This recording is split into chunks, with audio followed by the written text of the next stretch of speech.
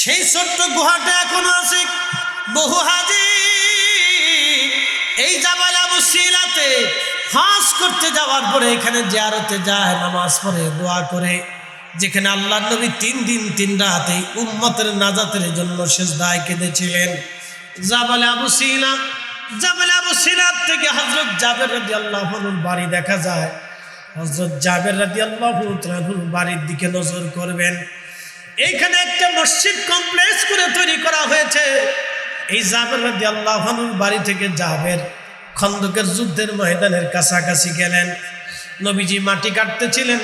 খন্দকের যুদ্ধের সেই খাল 10 ফিট লম্বা ছিল, 10 ফিট গভীর ছিল, 10 ফিট চওড়া ছিল। বিরাট বড় এই খাল, 10 ফিট দৈর্ঘ্য প্রস্থ দিয়ে 10 ফিট ছিল, 10 ফিট গভীর ছিল। বিরাট বড় এই খাল, 3 মাইল পর্যন্ত বিরাট বড় খাল খনন হবে। 3000 সাহাবী খাল খনন করতেছিলেন, কাজ করতেছিলেন। প্রিয় নবীজি নিজেও মাটি কাটতেছিলেন, ঝাঁকা ভরে ভরে মাটি আনতেছিলেন। এই খাল খনন করার সময় রাহমাতুল লিল আলামিন নবীজির কাছে সাহাবীরা আসলো, ইয়া রাসূলুল্লাহ, ইয়া হাবিবাল্লাহ, আমরা খাল খনন করতেছি, কিন্তু খালের মাঝখানে বিরাট বড় একটা পাথর পড়েছে। পাথরটা লম্বা 10 ফিট চওড়া, 10 ফিট গভীরতা, 10 ফিট প্রস্থ, বিরাট বড় এই খাল। এই পাথর যদি আমরা সরাইতে না পারি, তাহলে কাফেররা, আমাদের শত্রুরা, এই পাথরের উপর দিয়ে তারা আমাদেরকে আক্রমণ করবে। হুজুর, যে কোনো মূল্যে পাথর সরাইতে হবে। প্রিয় নবী বললেন, সাহাবীরা রে, আমার উম্মতেরা, তোমরা কি পাথর সরাইতে পারো নাই? বলি, ইয়া রাসূলুল্লাহি, এমন কোনো ব্যবস্থা নাই যেই ব্যবস্থা দিয়ে পাথর সরানো যায়। রহমতের নবী বললেন, সাহাবীরা রে, তাহলে একটা হাতুড়ি দাও। একটা ছোট্ট হাতুড়ি নিয়ে নবীজি পাথরের কাছে গেলেন। পাথরের মধ্যে আল্লাহর নবী একটা আঘাত করলেন। এটা নবুয়তি আঘাত ছিল, নবুয়তি আঘাত। পাথরের উপরে নবীজি হাতুড়ি দিয়ে নবুয়তি আঘাত করলেন। আঘাত করার সঙ্গে সঙ্গে আগুনের স্ফুলিঙ্গ বের হয়ে আসলো। প্রিয় নবী মুস্কি হাসি দিয়ে বলেন, সাহাবীরা রে, তোমরা শুনে রাখো, পার্সিয়ান সাম্রাজ্য মুসলমানদের দখলে আসবে। একবার জোরে বলা যাবে কি মারহাবা? পারস্য সাম্রাজ্য হলো বর্তমানে ইরান, রাশিয়া, চীন, উত্তর কোরিয়া, এই যে বেল্ট আছে, এই বেল্ট হলো ধরেন পার্সিয়ান সাম্রাজ্য। রোমান সাম্রাজ্য হলো বর্তমান যে ন্যাটো আছে, এই ন্যাটো হলো একটা রোমান সাম্রাজ্য। 2টা সাম্রাজ্য তখনও খুব শক্তিশালী ছিল। এখনো দুনিয়াতে 2টা সাম্রাজ্য খুব শক্তিশালী। একটা হলো আমেরিকান সাম্রাজ্য, আর একটা হলো রুশিয়ান সাম্রাজ্য। আপনাদেরকে বোঝায়, এটা সহজ হিসাব। পৃথিবীর 2 ভাগে বিভক্ত। একটা হচ্ছে রাশিয়ান মেরু, আর একটা হচ্ছে আমেরিকান মেরু। 2 মেরুর অর্থনৈতিক যুদ্ধ চলে, স্নায়ু যুদ্ধ চলে। আর কে কত বেশি অস্ত্র বানাইতে পারে, কে কত বেশি সৈন্য সামন্ত জোগাড় করতে পারে, কার দলে কত বেশি পারমাণবিক বোমা বানাইতে পারে, এই প্রতিযোগিতার 2 গ্রুপই নামছে। এই জন্য এখন যদি আমি আপনাদেরকে বলি, আসেন আমরা বাংলাদেশের সব জনগণ মিলিয়ে আমরা ভারত, চীন, রাশিয়া, ইরান, উত্তর কোরিয়ার সাথে যুদ্ধ করব, তো মানুষ মনে করবে যে হুজুর পাগল হয়ে গেছে। কথা ঠিক আছে না?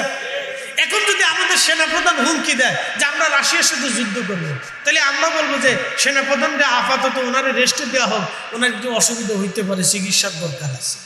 যে খামাখা আমরা যুদ্ধে জড়াইয়া আমরা মরার দরকার নাই, আর আমরা এই দেশের ক্ষতি করার দরকার নেই। আমরা যুদ্ধ চাই না। তো খুব মনোযোগ দেয়। তো তখন মদিনার মুনাফিকরা বলতেছে, হাই হাই, দেখছো মুহাম্মদও পাগল হয়েছে, মুহাম্মদের উম্মতেরও পাগল হয়ে গেছে, নাউজুবিল্লাহ মিন যালিক। সেই সময় সাহাবীরা বলল, না, নবী যা বলেছে আমরা তাই মেনে নিয়েছি। একসাথে বলবেন আল্লাহু আকবার। রাসূলের কথা সত্য কেমনে হয় দেখে। পাথরে আঘাত করলেন নবীজি। আঘাত করার সাথে সাথে 10 ফিট চওড়া, 10 ফিট ডিপ, বিরাট বড় এই পাথরখানা 3টা খণ্ডে ভেঙে বিভক্ত হয়ে গেল। একসাথে জোরে বলবেন কি আল্লাহু আকবার। নবীজি হাতুড়ি দিয়ে আঘাত করলেন, মস্ত বড় আঘাত না, একটা ছোটখাটো আঘাত করেছিলেন, 3 খণ্ডে বিভক্ত হয়ে গেল। এই শক্তি নবুয়তের শক্তি, এই শক্তি দুনিয়ার কোনো শক্তি না। 3 খণ্ডে বিভক্ত হওয়ার পরে প্রিয় নবীজি বিসমিল্লাহ বলে আবার ওই খণ্ডের উপর আঘাত করলেন। খণ্ডের উপর আঘাত করার পরে প্রত্যেকটা খণ্ড আরো 3টা করে ভাগ হয়ে গেল, আগুন বের হয়ে গেল। প্রিয় নবী মুস্কি হাসি দিয়ে বললেন, সাহাবীরা রে, রোম সাম্রাজ্য মুসলমানদের বিজয় হবে। তখন কাফেররা হাসে আর বলে, দেখছো তারা পাগল হয়ে গেছে, নিজেরাই বাঁচতে পারে না। তারা বলে পৃথিবীর 2টা বড় বড় সাম্রাজ্য তারা দখল করবে। ঠিক হযরত ওমরের জামানাতে পার্সিয়ান সাম্রাজ্য মুসলমানদের একেবারে চিরতরে কন্ট্রোলগত হয়ে গেল। একসাথে বলবেন আল্লাহু আকবার। কিন্তু এর পিছনে আরেকটা কারণ ছিল, আপনাদেরকে এবার রহস্যটা ভালো করে শুনে দিয়ে যাই। পার্সিয়ান সাম্রাজ্য চিরতরে বিলীন হয়ে গেল, এর পিছনে একটা কারণ আছে। কারণটা কি বলবো না? আসতে হয়ে গেল না, জোরে বলবেন। বলবো। রোম সাম্রাজ্য আরো বহু বছর টিকে ছিল, কিন্তু পার্সিয়ান সাম্রাজ্য চিরতরে শেষ হয়ে গেল, পিছনে একটা কারণ আছে। আজকে রহস্যটা বলে দিয়ে যাই। প্রিয় নবীজি চিঠি লিখলেন প্রত্যেক রাষ্ট্রপ্রধানদের কাছে। চিঠির মধ্যে তিনি দাওয়াত দিলেন, দাওয়াত পৌঁছাইলেন পার্সিয়ান সাম্রাজ্যের অধিপতি, পার্সিয়ান সাম্রাজ্যের যিনি সম্রাট ছিলেন, এই সম্রাটের কাছে চিঠি পাঠাইলেন। চিঠির মধ্যে লেখা, হে পারস্য সাম্রাজ্যের অধিপতি, তোমার কাছে আমার বার্তা, আমি মুহাম্মাদুর রাসূলুল্লাহ সাল্লাল্লাহু আলাইহি ওয়াসাল্লাম, আমি এক আল্লাহ এবং আমি নবী, তার পক্ষে তোমাকে দাওয়াত দিচ্ছি। চিঠিখানা নবীজি নিজে হাত দিয়ে লিখে পাঠাইলেন। চিঠিখানা পাঠিয়ে দেওয়ার পরে পার্সিয়ান সাম্রাজ্যের সম্রাট যিনি ছিলেন, এই চিঠিখানা পাওয়ার পরে তিনি চিঠি টেনে টেনে ছিঁড়ে ফেলে দিয়েছিলেন। চিঠিকে কি করেছিলেন? টেনে। এখন আপনি আমাকে একটা চিঠি পাঠাইন, চিঠি পাঠিয়ে অনুরোধ লিখলেন যে ফরিদি হুজুর, দয়া করে আপনি আমাদেরকে একটা গজল শোনায়। আমি কি করলাম? চিঠিখানা আপনাদের সামনে টেনে টেনে ছিঁড়ে ফেললাম। তাহলে আপনি একটু অপমান বোধ হবে। কথা ঠিক আছে কিনা? কি হবেন? অপমান বোধ হবেন, আপনার কাছে অপমান লাগবে। পারস্য সাম্রাজ্যের অধিপতি রাসূলকে অপমান করলেন। সংবাদ মদিনাতে চলে আসলো। নবীজি আর স্থির থাকেন নাই। আল্লাহর নবী বদদুয়া করে বলেন, আল্লাহ, পার্সিয়ান সাম্রাজ্যের অধিপতি আমার চিঠিকে যেমনে টেনে টেনে ছিঁড়ে খণ্ড বিখণ্ড করেছে, হে রব, তুমি পার্সিয়ান সাম্রাজ্যকে ওইভাবে খণ্ড বিখণ্ড করে একেবারে মিসমার করে দাও। নবীজির দোয়া কবুল হয়ে গেল। এই জন্য পার্সিয়ান সাম্রাজ্য সাহাবীদের জামানাতে খালিদ বিন ওয়ালিদ রাদিয়াল্লাহু আনহুর হাতে একেবারে খণ্ড বিখণ্ড হয়ে মিসমার হয়ে গেল। একসাথে বলবেন আল্লাহু আকবার। এই জন্য সুধীজনদের সাথে, বুজুর্গদের সাথে বেয়াদবি করতে হয় না। খাজা বাবা আজমিরি চিঠি পাঠাইলেন। শুনে যান, সূত্র কি ভালো করে শুনেন। নবুয়ত এবং বেলায়েত। নবীজি নবুয়তের হাতে চিঠি দিয়েছিলেন পার্সিয়ান সাম্রাজ্যকে। চিঠি ছিঁড়ে ফেলে দেওয়ার কারণে আল্লাহর নবী বললেন তার সাম্রাজ্য চিঠির মতো খণ্ড বিখণ্ড হয়ে ছিঁড়ে একেবারে মিসমার হবে। ঠিক এবার আসতেছে বেলায়েতের ধারা। হুজুর গাউস খাজা বাবা আজমিরি রাহিমাহুল্লাহ তিনি চিঠি পাঠিয়েছিলেন রাজা পৃথিরাজের কাছে। বলবো? আসতে হবে। বলবো? শক্তি কোথার থেকে আসে লিখে যা। রাজা পৃথিরাজ তৎকালীন ভারতের বিরাট বড় বাদশাহ। ভারতের সমস্ত রাজপুত যারা ছিল, রাজা যারা ছিলেন, তারা সবাই পৃথিরাজের অনুগত ছিলেন। পৃথিরাজ সবাইকে একত্রিত করলেন, আমরা একসাথে চলবো, একসাথে শত্রুর বিরোধিতা করব। তার একটা ন্যাটো জোট করলো পৃথিরাজ। ন্যাটো জোট করলো। বর্তমানে সৌদি আরবে আর পাকিস্তানে একটা জোট করেছে। এই জোট হলো, সৌদি আরব যদি কেউ আক্রমণ করে তাহলে সৌদি একা যুদ্ধ করবে না, পাকিস্তানও সাথে যুদ্ধ করবে। পাকিস্তানে যদি বহির্বিশ্ব থেকে হামলা হয় তাহলে পাকিস্তান একা যুদ্ধ করবে না, পাকিস্তান আর সৌদি আরব দুইজনে মিলে একসাথে যুদ্ধ করবে। এই জোট হওয়ার পরে ভারতের মাথা নষ্ট হয়ে গেল। তারা বলল না, এটা হয় নাই। অন্য অন্য দেশেরও মাথা নষ্ট হয়ে গেল, ইসরায়েলেরও মাথা নষ্ট হয়ে গেল। বলে কারণ কি? পাকিস্তানে পারমাণবিক বোমা আছে। ইসরায়েলের চিন্তা, সৌদি আর পাকিস্তান যদি একসাথে আমার বিরুদ্ধে যুদ্ধ করে, তাহলে পাকিস্তান আমাকে পারমাণবিক হামলা করবে। আর একটা পারমাণবিক বোমা যদি ইসরায়েলের উপর ছোড়া হয়, তাহলে ওই দেশ আর থাকবে না। এই চিন্তা করে তারা বলল না, এটা আমরা মানি না। দেখেন, এটা হলো সূত্র। তো তখনকার নেটো জোট ছিল পৃথিবীরাজ, ভারতের সমস্ত রাজদরবার রাজপুতদেরকে নিয়ে সে একটা জোট করল। এই জোটের মধ্যে লিখিত ছিল যে আমরা ঐক্যবদ্ধভাবে আমাদের শত্রুদের সাথে মোকাবেলা করব। প্রিয় উপস্থিতি হাজিরিন, ভালো করে শুনে যাবেন। খাজা বাবা আজমিরি দাওয়াত না নিয়ে তিনি আসলেন আজমির শরীফে। আসার পরে খাজা বাবার কাছে এক অন্ধ যে মুরিদ হলো, এই অন্ধটা পৃথিবীরাজের রাজদরবারে কাজ করত। পৃথিবীরাজ শুনতে পারল আমার রাজদরবারে এক মুসলমান কাজ করে। তার রাজদরবার থেকে পৃথিবীরাজ তাড়িয়ে দিলেন। তাড়িয়ে দেওয়ার পরে ওই অন্ধ গরিব মানুষটা খাজা বাবা আজমিরি রাহিমাহুল্লাহর দরবারে গেলেন। চোখের পানি ছেড়ে ছেড়ে কেঁদে বললেন, হুজুর, আমি একজন অন্ধ মুসলমান হয়েছি। মুসলমান হওয়ার কারণে পৃথিবীরাজ রাজ দরবার থেকে আমাকে চাকরিচ্যুত করেছেন, তাড়িয়ে দিয়েছেন। হুজুর, আমি গরিব মানুষ, যদি চাকরি না থাকে আমি না খেয়ে মারা যাব, বাচ্চা কাচ্চা নিয়ে আমার কষ্ট হবে। ও আল্লাহর ওলি, আপনি যদি একটু অনুরোধ করে বলে দেন, তাহলে আশা করা যায় পৃথিবীরাজ আপনার চিঠি অনুযায়ী, কথা অনুযায়ী আমাকে চাকরিতে আবার পুনরায় বহাল দিবে। হুজুর, আপনি একটু দয়া করেন।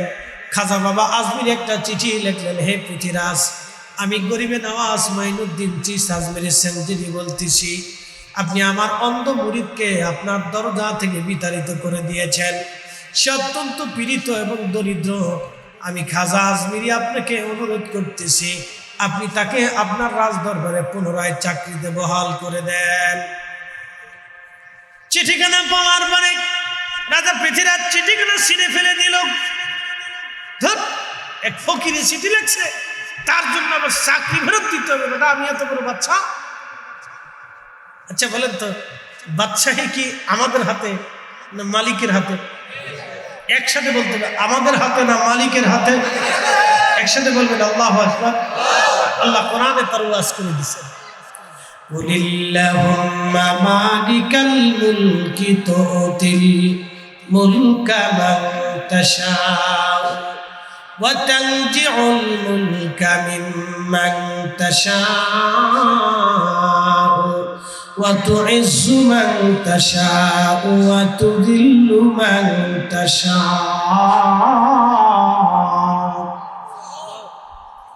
কুলিল্লাহুম্মা মালিকাল মুলক, নবী আমার বলে দেন, তামাম রাজত্বের মালিক আমি আল্লাহ।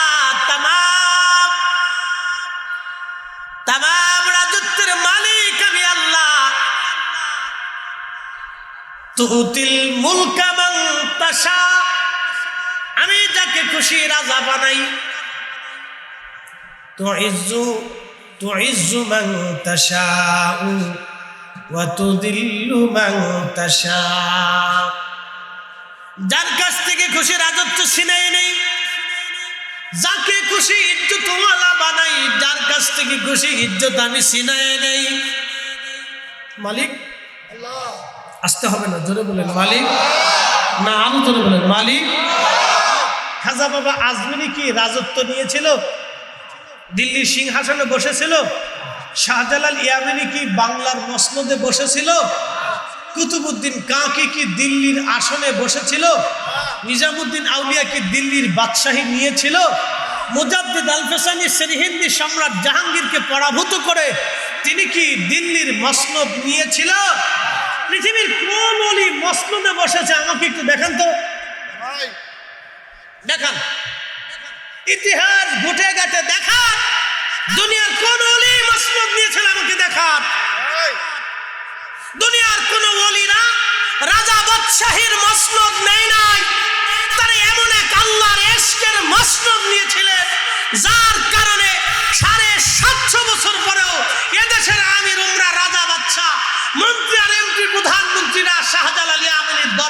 বসে থাকে, ভিখারির মতো কথা বলে, ঠিক না বেঠিক?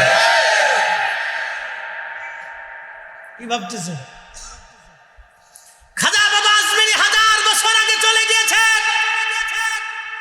কিন্তু এখনো ভারতবর্ষের আমির আমরা, রাজা মহারাজারা খাজা বাবা আজমিরির বারগাহে বসে ভিখারির বেশে বসে থাকবে। একসাথে বলবেন আল্লাহু আকবার। কোনটা কি দুনিয়ার বাদশাহী নিছে না আখিরাতের বাদশাহী নিছে? আসলটা নিছে, নকলটা নেই না। কথা ঠিক কিনা? আসলটা নিছে, নকলটা নেই। মনে রেখে আল্লাহ বলেন, কুলিল্লাহুম্মা মালিকাল মুলক তুতিল মুলকা মান তাশাউ তানজিউল মুলকা মিম্মান তাশাউ ওয়া তুইজ্জু মান তাশাউ ওয়া তুদিল্লু মান তাশাউ বিয়াদিকাল খায়র। ও বান্দা, আমি যাকে খুশি রাজত্ব দেই, যার কাছ থেকে খুশি রাজত্ব ছিনাই দেই, যাকে খুশি ইজ্জত ওয়ালা বানাই, যার কাছ থেকে খুশি ইজ্জত ছিনাই নিয়ে যাই। সব আমার হাতে। একসাথে বলবেন আল্লাহু আকবার। কার হাতে? কখনো তোমাকে যদি ভুলি, হেদায়েতের আলো জেনে নিয় কাছে তুলি। কখনো তোমাকে যদি ভুলি, হেদায়েতের আলো জেনে নিয় কাছে তুলি। ঠাই দিও প্রিয়তম ওগো মহিয়ান, তুমি রহমান, তুমি মেহেরবান, তুমি রহমান, তুমি মেহেরবান। অন্ধ গাহে না শুধু তোমারি গুণগান, বুঝেও বুঝে না তবু শান, তুমি রহমান, তুমি মেহেরবান। কিন্তু আমরা এমন এক হতভাগা জাতি, আমাদের দেশে বই বিক্রি হয় ফুটপাতে আর জুতা বিক্রি হয় এসি রুমে। সে দেশে শিক্ষকের কি দাম হবে? শিক্ষকরা বেতনের লেগে মারামারি করতেছে সরকারের সাথে, সরকার তাদের সুযোগ মতো পিটাইতেছে। বই বিক্রি হয় ফুটপাতে, জুতা বিক্রি হয় এসি রুমে। দেশে শিক্ষার কি মূল্য হবে বলেন তো? শিক্ষক তার প্রাপ্যের জন্য রাস্তায় যদি শিক্ষকের নামতে হয়, তাহলে আমাদের আছে কি ছাতা? কি কথা বলেন? আমাদের আছে কি? কিচ্ছু নেই। যে দেশে শিক্ষার মূল্য, শিক্ষকের মূল্য বেশি হবে, সে দেশে শিক্ষার মূল্য বেশি হবে। কথা কন, আসতে কন, বেজরে বলে। শিক্ষকের মূল্য তো বেশি থাকার কথা, তার বেতন বেশি থাকার কথা, সুযোগ সুবিধা বেশি থাকার কথা। ডিসি এসপি রুমে, এসপি সাহেবের কাছে, ডিসি অফিসে তার দাম থাকার কথা। কি কথা কন না? অথচ শিক্ষক অসহায়ের মতো, মিসকিনের মতো বসে থাকে।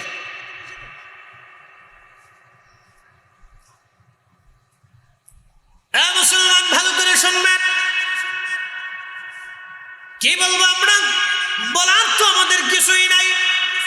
বললে তো বলবেন হুজুর আপনি কি রাজনীতির ওয়াজ করেন? রাজনীতির কথা বলি না, আমি ইনসাফের কথা বলি। আল্লাহ বলেন, ইন্নাল্লাহ ইয়ামুরু বিল আদল, আমি নির্দেশ দিলাম তোমরা দুনিয়াতে ইনসাফ করো, ন্যায় করো, অন্যায় করবা না। তোমরা ন্যায় করবা, অন্যায় করবা না। পৃথিরাজ অন্যায় করেছিল বিদায় খাজা বাবা আজমিরি তার বিরুদ্ধে দাঁড়িয়েছিলেন। রাজা গোরগোবিন্দ অন্যায় করেছিল, শাহজালাল ইয়ামানি তার বিরুদ্ধে দাঁড়িয়ে গেলেন। সম্রাট আকবর অন্যায় করেছিল বিদায় মুজাদ্দিদ আল ফেসানি তার বিরুদ্ধে দাঁড়িয়ে গেলেন। কথা বললে কেন? ঠিক না? যুগে যুগে যুগে যুগে যেখানে ন্যায়কে হত্যা করা হয়েছিল, সেখানে ন্যায় প্রতিষ্ঠিত করার জন্য আল্লাহর বুজুর্গরা দাঁড়িয়ে গিয়েছিলেন। যখন আরবের মানুষ অন্যায়ে ন্যায়কে হত্যা করে অন্যায়কে তারা প্রতিষ্ঠিত করলো, আইয়ামে জাহিলিয়াত চলে আসলো। নিজের কন্যা সন্তানকে জীবন্ত কবর দিল, সে সময় আমার আল্লাহ আখিরি নবীকে পাঠাইয়া এই ধরা ধামে ন্যায় প্রতিষ্ঠিত করলো। একবার জোরে বলা যাবে কি মারহাবা। আল্লাহুম্মা সাল্লি আলা সাইয়্যিদিনা, হ্যাঁ জবান খুলে, মুহাম্মাদু আলা সাইয়্যিদিনা মাওলানা। তুমি আল্লাহর প্যারা হাবিব, তোমার তুলনা নাই কেউ আর, তোমার মতো আকাশ ভ্রমণ করেনি কোন পয়গম্বর। আল্লাহুম্মা সাল্লি আলা সাইয়্যিদিনা মাওলানা মুহাম্মাদু আলা সাইয়্যিদিনা মাওলানা। হ্যাঁ তরিকাত পন্থীরা সুন্নি, কখনো মিথ্যা সাক্ষ্য দিবেন না, মিথ্যা মামলা দিবেন না, কারণ আমি মিথ্যা অপবাদ দিবেন না, গীবত করবেন না, শিকায়েত করবেন না। আবার বলি মিথ্যা সাক্ষ্য দিবেন না, মিথ্যা সাক্ষ্য কখনো দিবেন না, মিথ্যা মামলা দিবেন না, মিথ্যা মামলার জন্য কাউকে সহযোগিতা করবেন না। এবং আবার বলে দিয়ে যায় আপনাদেরকে, ভালো করে শুনে যাবেন, মিথ্যা মামলা দিবেন না, মিথ্যা সাক্ষ্য দিবেন না, মিথ্যা মামলা দেওয়ার জন্য কাউকে উদ্বুদ্ধ করবেন না, অন্যায় বিচার করবেন না, অন্যায় বিচার হলে সেখানে মানবেন না, ন্যায় বিচারকে মেনে নেবেন। চেহারা দেখে আর সাম্রাজ্য দেখে, অর্থলিপ্ত দেখে আপনারা বিচার করবেন না, আল্লাহর দিকে তাকায় বিচার ফয়সালা করবেন। আমার রব আমার আল্লাহ হাসরের ময়দানে আরশে মুআল্লার নিচে আমার আল্লাহ জায়গা বরাদ্দ করে দেবে। একবার আওয়াজ তুলে বলা যাবে কি মারহাবা। শুনে যান, আমরা ওলিদেরকে ভালোবাসি কার জন্য?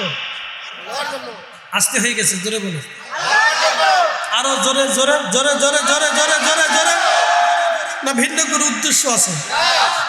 হ্যাঁ তবে হ্যাঁ, হুজুর ওলিরা পীর মুর্শিদরা হচ্ছে মুরিদের অভিভাবক, ঠিক আছে না?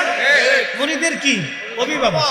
মসজিদের ইমাম যিনি, তিনি মহল্লার কিন্তু অভিভাবক, কথা ঠিক আছে কিনা? মসজিদের যিনি ইমাম তিনি মহল্লার কি অভিভাবক। কেউ যদি কোনো মুসিবতে পড়ে, যেই মুসিবত দুনিয়ার কোনো কিছু দিয়ে সম্ভব হচ্ছে না, তখন ওই লোকে আইসা মসজিদের ইমাম সাহেবকে বলে, হুজুর আমার এই প্রবলেমটা হয়েছে, আপনি আমার জন্য একটু দোয়া করেন। কথা ঠিক আছে না? এটা ইমামের সম্মান। একসাথে বলেন, কার সম্মান? ইমামের সম্মান, আলেমের সম্মান। আলেমরা দোয়া করবে, আলেমরা দোয়া করবে, তা আলেমরা নেকের জন্য দোয়া করেন, দোয়া করবেন, দোয়া করা ওনাদের দায়িত্ব। কোন ইমাম শুধু নিজের জন্য দোয়া করবে না, ইমামদের কাজ হচ্ছে তার মুসল্লিদের জন্য দোয়া করা। কোন ইমাম যদি শুধু নিজের জন্য দোয়া করে তাহলে সে খেয়ানত করবে, সে আমানতের খেয়ানত দা, সে খেয়ানত করবে। কোন ইমাম শুধু নিজের জন্য দোয়া করবে না, সে মুসল্লিদের জন্য দোয়া করবে। এই জন্য কেউ যদি দোয়া বন্ধ করে দেয়, কেউ যদি দোয়া না মানে, তাহলে বুঝবেন ওই ইমাম সাহেব হলো খেয়ানতকারী, ওই ইমাম সাহেব খেয়ানত করতেছে, সে আমানতের খেয়ানত করছে। যে ব্যক্তি আমানতের খেয়ানত করে সে ইমামতির যোগ্য না। কথা কন না, ঠিক কিনা? যে খেয়ানত করে সে ইমামতির কথা কন না, ইমামতির যোগ্য না। অনেক ইমাম সাহেবরা এই ওয়াজ শোনার পরে আমার উপর বেজার হবে না যে হুজুর আপনারে কষ্ট দিয়ে গেল। কষ্ট না, যে ইমাম মুসল্লিদের জন্য দোয়া করে না, অর্থাৎ যে ইমাম নিজে নিজে দোয়া করে, সে শুধু নিজের জন্যই দোয়া করে। আর যখন মুসল্লি নিয়ে সবারই একসাথে নিয়ে দোয়া করে, তখন ইমাম সাহেব সর্বে পড়ে হলেও কয়, আল্লাহ আমার মুসল্লিদের উপর তুমি রহমত দেও। আর যে ইমাম সাহেব মনে মনে একা একা দোয়া করে, আল্লাহ আমার এটা দাও, সেটা দাও, আল্লাহ মাফ করে দাও, আল্লাহ আমার পরিবারের দাও, বাচ্চা কাচ্চার হায়াত দাও, আল্লাহ আমি বিপদে আছে, টাকা পয়সা নেই, আল্লাহ এটা দাও, সেটা দাও, এই দাও, সেই দাও, নিজের জন্য দোয়া করে। কিন্তু যখন মুসল্লিদেরকে নিয়ে দোয়া করে তখন দোয়া করে, আল্লাহ আমার অমুক মুসল্লি এই বিপদে পড়ছে, আল্লাহ চেয়ারম্যান সাহেব এই সমস্যায় পড়ছে, আমার অমুক মুসল্লির বাচ্চা কাচ্চা হইতেছে না, দোয়া চায়, অমুকজন বিদেশ যাইতে পারে না, দোয়া চায়, আল্লাহ আমার মুসল্লি যারা কবর চলে গেছে তারা দোয়া চায়। কি কথা বল না কেন? তার অর্থ হলো যে ইমাম মুসল্লিদেরকে নিয়ে দোয়া করে না, সে আমানতের খেয়ালত করে, সে ইমামতির যোগ্য, যারা বলেন যোগ্য। এই হিসাব করে দেখেন আপনার নরসিংদীর ভিতরে বহু ইমাম সাহেব আছে ইমামতির যোগ্য না।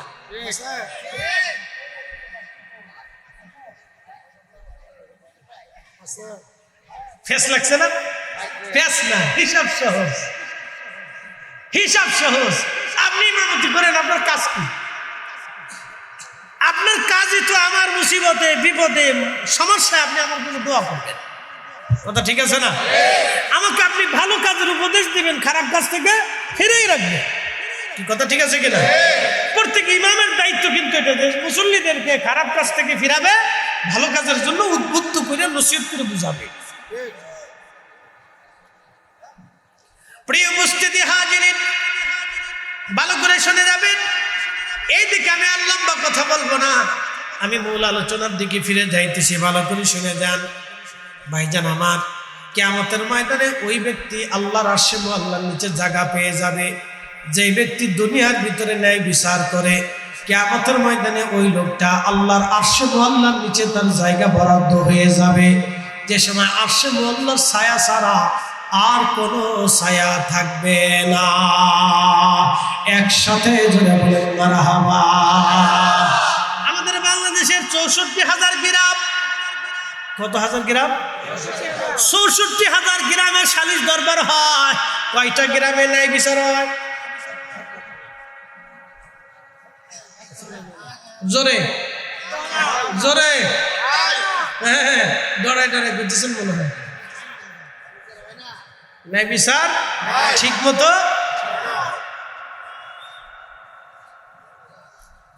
আমি অনেক সময় চেয়ারম্যান মেম্বারদের দোষ দিই। কেন দিই না জানেন? আমাদের দেশের কিছু মানুষরা জুলুম করে। চেয়ারম্যান মেম্বার সাহেবরা অনেক সময় এই ক্ষেত্রে অসহায় হয়ে যায়। কয়দিন আগে এক পুলিশ অফিসার কাঁদতেছে, ভিডিওতে দেখলাম। কেন জানেন? পিছনে একটা ছোট্ট কারণ। পুলিশ অফিসার এক গ্রামে গেছে, একটা ছোট্ট শিশু মারা গেছে, এক ছোট্ট শিশু মারা গেছে। শিশুর বাবা মার বক্তব্য হলো, আমার এই বাচ্চাটাকে তার দাদার কবরের পাশে যেন সমাহিত করা হয়। এখন দাদার কবরটা পড়ছে হলো চাচার জমির ভিতরে। আর চাচা বলতেছে, না, আমার জমির ভিতরে আমি আর কাউরে কবর দিতে দেব না। গ্রামের মানুষ বুঝাইলো যে একটা ছোট বাচ্চা, তার সাথে তার দুশ্মনী নাই, কতটুকুনি বা জায়গা যাবে, যাক না একটা কবরের জায়গা তুমি একটু দয়া করে দেও। বুঝাইতে পারে না। থানার থেকে পুলিশ গেছে, পুলিশ অফিসার গেছে, সে অনেক দীর্ঘ সময় বুঝাইছে, কিন্তু বুঝাইতে পারেনি। শেষ পর্যন্ত পুলিশ অফিসার স্থির থাকতে না পেরে নিজের চোখের পানি ছেড়ে দিছে যে মানুষ এতটা কঠিন হৃদয়ের কি করে হইতে পারে। বুঝতে পারছেন? তাহলে আমরা সমাজ কতটা নিকৃষ্ট পর্যায়ে গেছি খালি দেখেন। আমরা কত নিকৃষ্ট পর্যায়ে গেছি তাই শুধু দেখেন। শুধু চেয়ারম্যান মেম্বারের দোষ দিয়ে লাভ নাই। চেয়ারম্যান মেম্বারের উপর থেকে ফোন পাঠায়, চেয়ারম্যান সাহেব উনি কিন্তু আমার ওই জ্যাঠাতো ভাইয়ের চাচাতো ভাইয়ের শালার অনুসরণ দিই। বুঝেন নাই মনে হয়? স্বাস্থ্য ভাইয়ের জ্যাঠাতো ভাইয়ের শালার অনুসরণ দিই। তার মানে কত বড় আত্মীয় দেখেন, বিরাট বড় আত্মীয়। এখন উপর থেকে ফোন দিয়েছে, চেয়ারম্যান সাহেব চিন্তা করলো, উপর থেকে ফোন আসতেছে, অমুক জায়গা থেকে তমুক জায়গা থেকে বারবার ফোন আসছে। চেয়ারম্যান সাহেব ওই যে দেখেন, এ কিন্তু আমাদের লোক, এ কিন্তু আমাদের লোক। এত জায়গায় ফোন আসার পরে চেয়ারম্যান সাহেব আর ওই মেম্বার সাহেব আর সাধারণ যারা বিচার সালিশ করে মাতব্বর সর্দাররা অনেক সময় গরিব মানুষের পক্ষ নিতে পারে না। কি কথা, গরিব মানুষের পক্ষে তো ফোন আসে না, অনেক সময় পারে না। এই জন্য এই ক্ষেত্রে আমি বলি অন্য নিরুপায় হয়ে যায়। নানান প্রবলেমের মধ্যে সীমাবদ্ধতার ভিতরে, অসুবিধার ভিতরে তারা পড়ে যায়। এই জন্য জনগণ যদি আমরা ভালো হই, মিথ্যা সাক্ষ্য যদি আমরা না দেই, তাহলে আমরা আশা করি আমাদের সমাজ পরিবর্তন হবে। কথা বলেন ঠিক না বেঠে? এক্ষেত্রে আমাদের সবার সচেতন হতে হবে। ন্যায় কাজে ন্যায় বিচারে, ন্যায় কাজে ন্যায় বিচারে, ন্যায় সাক্ষ্যে যারা সহযোগিতা করবে, আল্লাহ তাদেরকেও আরশে মুআল্লার নিচে জায়গা করে দিবে। একসাথে বলবেন আল্লাহু আকবার।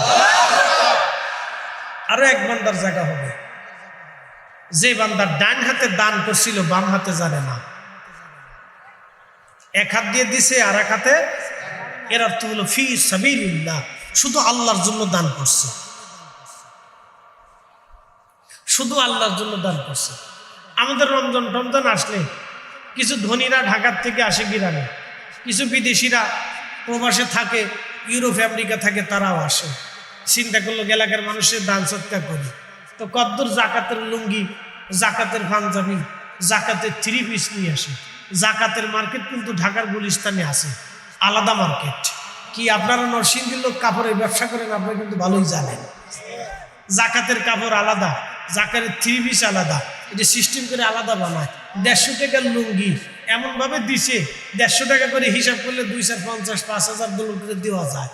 লুঙ্গি দিছে 150 টাকার, বেটা পরে টইরা মাঠের ভিতর কাজ করতে গেছে, অথবা বেটা পরে মাসখানিক করার পরে পেশাব করতে বসে নিচতে চেরাত করে ছিঁড়ে ভেঙে চলে গেছে। এলো 150 টাকার লুঙ্গি। এই জাকাত দিয়ে কোনো লাভ নাই। বলে কারণ কি? আমি যেই পাঞ্জাবি গায়ে দিছি, আমার এক গরিব ভাইকে ঠিক একই রকম পাঞ্জাবি জাকাত দিতে হবে। কথা কন না কেন? আমি যেই পাগড়ি মাথায় দিয়েছি, আমার এক সহপাঠী ভাইকে যদি, গরিব মানুষকে যদি সেই পাগড়িটাই দিতে হয়, তাহলে আমার এইরকম একটা পাগড়ি তাকে দিতে হবে।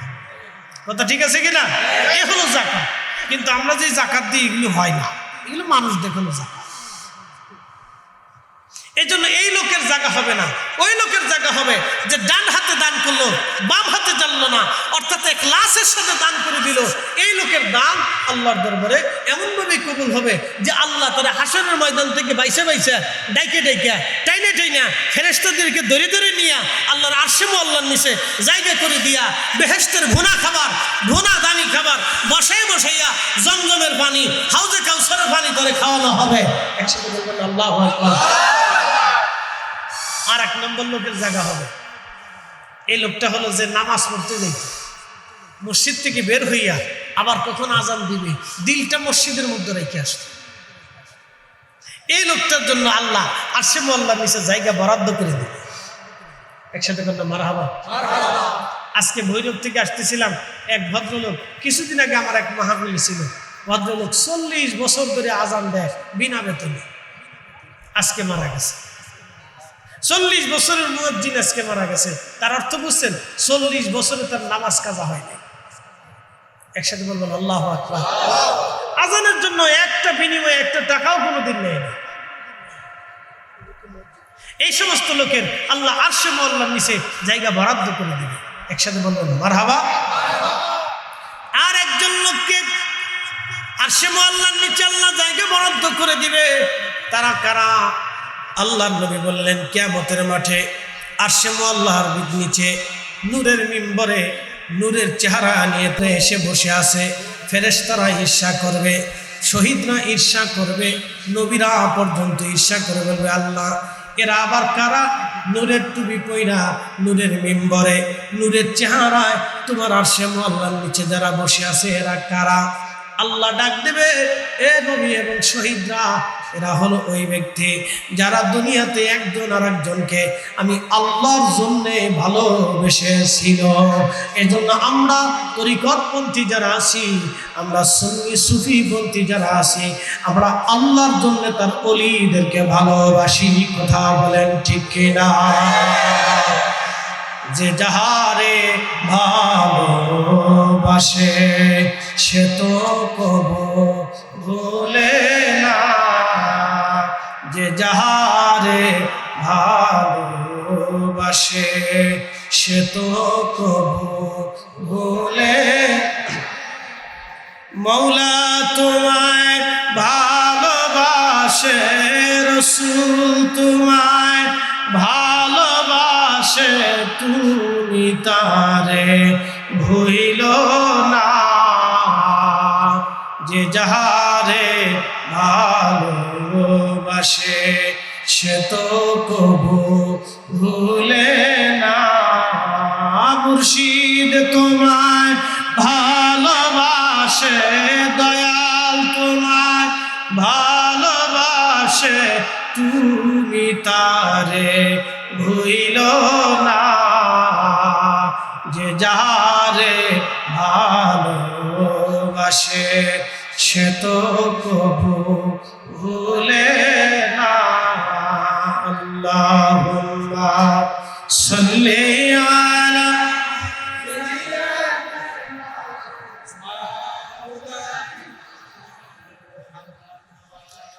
ওয়ালা আলি সাইয়্যিদিনা।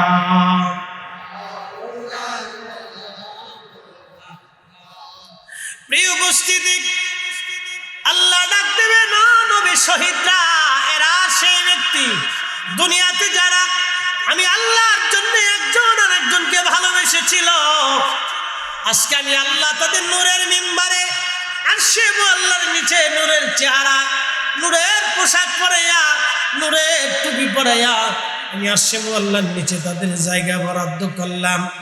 এরপরে নবীজি সুম্মা তালা, অতঃপর নবীজি তেলাওয়াত করলেন। তারা কারা জানোনি? আমার নবীজি বলেন আলা ইন্না আউলিয়া আল্লাহি লা খাউফুন আলাইহিম ওয়ালা হুম ইয়াহজানুন।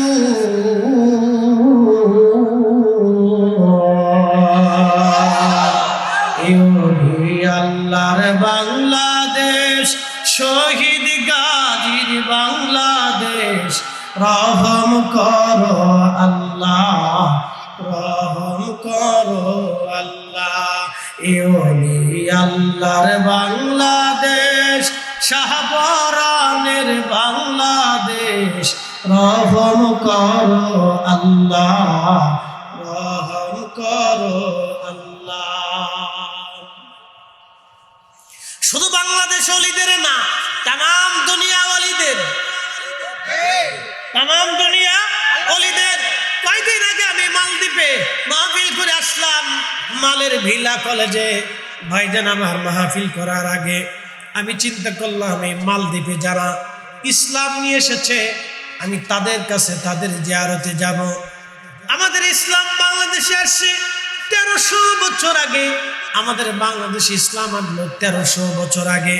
যদি চট্টগ্রামে যান, একটা থানা আছে বাইজিদ থানা। এই বাইজিদ থানার ভিতরে একটা দরগা আছে, দরগার নাম বাইজিদ বুস্তামি রহমাতুল্লাহ আলাইহির দরগা। এটা ওনার মাজার শরীফ না, এটা হলো দরগা, খানকা শরীফ।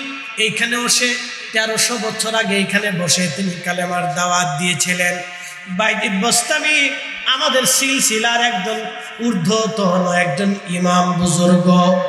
বাইজিদ বুস্তামির মুরিদের নাম আবুল হাসান খেরকানি। আবুল হাসান খেরকানির পীরের নাম বাইজিদ বুস্তামি রহমাতুল্লাহ আলাইহি। বাইজিদ বুস্তামির পীর মুর্শিদের নাম ইমাম জাফর সাদেক রাদিয়াল্লাহু আনহু। ইমাম জাফর সাদেক রাদিয়াল্লাহু আনহুর বাবার নাম ইমাম মুহাম্মদ বাকের রাদিয়াল্লাহু আনহু। ইমাম মুহাম্মদ বাকের রাদিয়াল্লাহু আনহুর বাবার নাম ইমাম জয়নুল আবিদিন রাদিয়াল্লাহু আনহু। ইমাম জয়নুল আবিদিন রাদিয়াল্লাহু আনহুর বাবার নাম সুলতানে কারবালা ইমাম হুসাইন রাদিয়াল্লাহু আনহু। ইমাম হুসাইন রাদিয়াল্লাহু আনহুর মায়ের নাম হযরতে খাতুনে জান্নাত ফাতিমাতুজ জাহরা রাদিয়াল্লাহু আনহা। তিনার বাবার নাম রাহমাতুল লিল আলামিন। একবার জোরে বলা যাবে কি মারহাবা। আমাদের সিলসিলার ইমামরা আজকে থেকে কিন্তু তরিকতের খেদমত করে না। আমাদের এই সিলসিলার ঊর্ধ্বতন বুজুর্গরা 1400 বছর ধরে এই জমিনে, পৃথিবীর জমিনে, আল্লাহর আসমানের নিচে জমিনের উপরে তারা কালেমার খেদমত করতেছে। আজকে থেকে না, আজকে থেকে না। এই ভারত উপমহাদেশে আমাদের এই সিলসিলার ইমাম মুজাদ্দিদ আল ফেসানি ফারুকী রাহিমাহুল্লাহ, সম্রাট আকবর যখন ইসলামের সূর্য ডুবাই দিতেছিল, আজান বন্ধ হয়ে গেল, নামাজ বন্ধ হয়ে গেল, মসজিদ তালা মারা হলো, কোরআন হাদিস শিক্ষা নিষিদ্ধ করা হলো, কালাম সালাম পর্যন্ত নিষিদ্ধ হলো, কালেমা পরিবর্তন হয়ে কালেমা হলো লা ইলাহা ইল্লাল্লাহ আকবারু খলিফাতুল্লাহ। ঠিক ওই সময় পৃথিবীর অন্য কারো সাহস হয় নাই, পৃথিবীর অন্য কোনো সাম্রাজ্যের সাহস হয় নাই সম্রাট আকবরের সাথে যুদ্ধ করবে। কিন্তু একজন মহান আল্লাহর ওলি দাঁড়ায় গেলেন। এই মহান আল্লাহর ওলির নাম এই তরিকার ইমাম হযরত শাইখুনা ইমামুনা ইমামত তরিকত রাহনুমায়ে শরিয়ত, রাহনুমায়ে শরিয়ত হযরত শেখ আহমদ সেরহিন্দি। ওনার নাম ছিল আহমদ, ওনার নাম ছিল আহমদ, ওনাকে বলা হতো শেখ আহমদ সেরহিন্দি ফারুকি। উনি হযরত ওমর রাদিয়াল্লাহু আনহুর বংশধর ছিলেন। সাইয়েদ আহমদ ফারুকি সেরহিন্দি ফারুকি, ওনার পরিচয় উনি মুজাদ্দিদ আল ফেসানি সেরহিন্দি। উনি 1000 বছরের মুজাদ্দিদ। আল্লাহ প্রত্যেক 100 বছর পরে একজন বা একাধিক করে আল্লাহ মুজাদ্দিদ পাঠায়। আল্লাহর ওলি থাকে, কুতুব থাকে, আবদাল থাকে, আফতাব থাকে। বিভিন্ন জায়গায় ওলিদের শ্রেণী আছে, ভাগ আছে, গ্রুপ আছে। মুজাদ্দিদরা হলো সবচেয়ে উচ্চ পর্যায়ের ওলিদের তবকা। মুজাদ্দিদ আল ফিসানি সেরহিন্দি ফারুকি, তিনি জমিনে এসে সম্রাট আকবরকে পরাভূত করে, সম্রাট জাহাঙ্গীরকে পদানত করে, তলোয়ারের মাধ্যম দিয়ে না, রক্তপাত করে না, বিনা রক্তপাতে আল্লাহর দেওয়া বেলায়েতি শক্তি দিয়া এই জমিনে যিনি কালেমার পতাকা উড্ডীন করেছিলেন, তিনি আমাদের তরিকার ইমাম হযরত শেখ আহমদ সেরহিন্দি ফারুকি। একবার জোরে বলা যাবে কি মারহাবা। जिसकी नाम दरेगा चुफार माए नजर बारे बहालम नजर फरमा के खाके पा हे मिस्कीनाम मुजाद्दिदाल फैसाली मान मुजाद्दिदाल। কষ্ট হয় ইসলামের খেদমত। আপনারা তো এখন আইছেন, একদল আইছে বুকের উপরে হাত বাঁধাবে।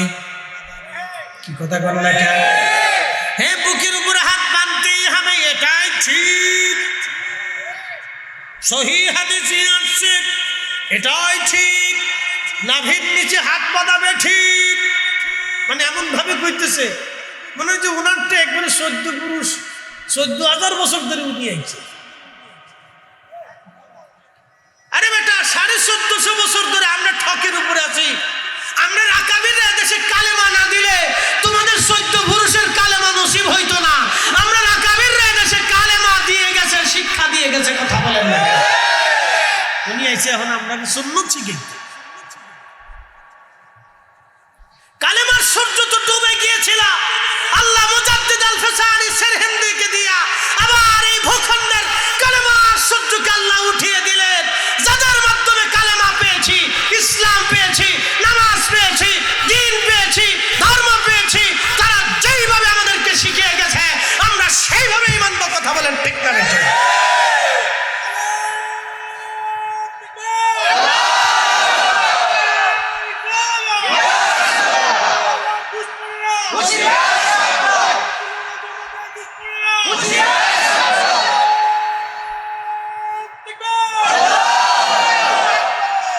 আমার দিকে তাকান। এখন আমরা এখানে মানুষ আছি কত? সারা বাংলাদেশে কত আছে?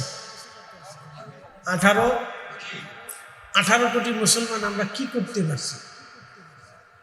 ইসলামের জন্য কি করছি বলেন? আমাদের কি অবদান আছে? আমাকে একটু দেখান যে উল্লেখযোগ্য আমাদের কি অবদান আছে। দেখান। ভারতে মুসলমান কত কোটি? ভারতে 26 কোটি, আরো বেশি। সারা ভারতে 30 কোটি ধরে, আমরা আছি 20 কোটি। ভারতে 50 কোটি, পাকিস্তানে 20, একটু কম হবে 70, মালদ্বীপে, শ্রীলঙ্কা, এই ভূখণ্ড দিয়ে, আরাকান দিয়ে আমাদের প্রায় আমরা সব টোটাল মিলে আফগানিস্তান সহ এই ভূখণ্ডে আমাদের মুসলমান আছে প্রায় ৭৫ কোটি। কথা ঠিক আছে না ভাই? আচ্ছা, আমার দিকে তাকান। ভারতে বহু মসজিদ ভেঙে ফেলা হলো। ভারতের সেই প্রসিদ্ধ বাবরি মসজিদ ভাঙার পরে আমরা কি করছি? একসাথে কর, কি করছি? ৭৫ কোটি মুসলমানের যা করতে পারে নাই মুজাদ্দিদ আল ফেসানি সেরহিন্দি একা তার চাইতে হাজার লক্ষ বিলিয়ন কোটি গুণ বেশি করছিলেন। বলে কারণ কি? সম্রাট আকবর ইসলামকে নিষিদ্ধ করে দিলেন পুরা ভারতবর্ষে। ইসলাম নিষিদ্ধ, কালেমা পরিবর্তন হয়ে গেল। লা ইলাহা ইল্লাল্লাহু মুহাম্মাদুর রাসূলুল্লাহ সাল্লাল্লাহু আলাইহি সাল্লাম এই কালেমার পরিবর্তে সম্রাট আকবর কালেমা বানাইল লা ইলাহা ইল্লাল্লাহ আকবরু খলিফাতুল্লাহ। সেই সময় ভারতের লক্ষ লক্ষ মুসলমান কারো সাহসে কুলাইল না সম্রাট আকবরের সামনে দাঁড়াইতে। না, কেউ ছিল না, ইতিহাসে নাই, কেউ নাই। একজন দাঁড়াইলেন, তিনি আমাদের তরিকার ইমাম মুজাদ্দিদ আল ফেসানি সেরহিন্দি দাঁড়িয়ে গেলেন। একসাথে বলবেন আল্লাহু আকবার। ইসলাম কার মাধ্যমে হয়েছে? আউলিয়া কেরামদের দিয়া। কি কথা কম নাকি? কথা বলেন। বাংলাদেশে আলেম আছে কত কোটি, কত লাখ? সব দল ধরে, কোন দল বাদ দিলাম না। সব দলের আলেম আছে বাংলাদেশে মিনিমাম হলো ৬০ লাখ, মিনিমাম ৬০ লাখ তলব এলেম আলেম দিয়ে ৬০ লাখ। বাংলাদেশে পীর মাসের কাছে কত? হাজারে হাজার। হিসাবে দেখছি ১২,০০০ দরবার আছে ছোট বড় দিয়ে, বাদ দিলাম ১০,০০০ই ধরলাম। বাংলাদেশের প্রত্যেক মসজিদের ইমাম আছে কিনা নাই? সানি ইমাম আছে নাই? খতিব সাহেব আছে না নাই? শত শত হাজার হাজার মাদ্রাসা আছে না নাই? আচ্ছা, এত থাকার পরেও আমরা এ দেশে ইসলামী হুকুমত কায়েম করতে পারি নাই। আসতে কল কেন? জোরে বলেন। আর মুজাদ্দিদ আল ফেসানি সেরহিন্দি একা। জোরে বলেন কয়জন? জোরে বলেন কয়জন? ইসলাম চলে যায়। ইসলাম কি হয়ে যায়? চলে যায়। সূর্য ডুবে যায়, ঠিক ওই সময় আল্লাহ ওনাকে পাঠাইলেন কি এক অসীম বেলায়েতি শক্তি দিয়ে পাঠাইলেন যে একটা বিরাট বড় মুঘল সাম্রাজ্যের বাদশাহ ওনার পদানত হইয়া। একসাথে বলবেন আল্লাহু আকবার। হুকুমত কায়েম হয়ে গেল। আপনি ৪০০ বছর পরে এসে আমার সহি আর বেদাত বুঝাইতেছেন না? হ্যাঁ, ৪০০ বছর পরে এসে আপনি আমার নামাজ শিখাইতে চান। ৪০০ বছর পরে এসে আপনি আমার দিন বুঝাইতে চান। ৪০০ বছর পরে এসে আপনি আমার সহি আর জয়ীব বুঝাইতে চান। ৪০০ বছর পরে এসে আপনি আমার বেদাতি বানাইতে চান। আর আমরা বসে বসে আঙ্গুল চুষবো, তাই নাকি? এই কি কথা বললেন? ৪০০ বছর পরে এসে আপনি আমার বেদাতি বানাইতে চান। কি আশ্চর্য!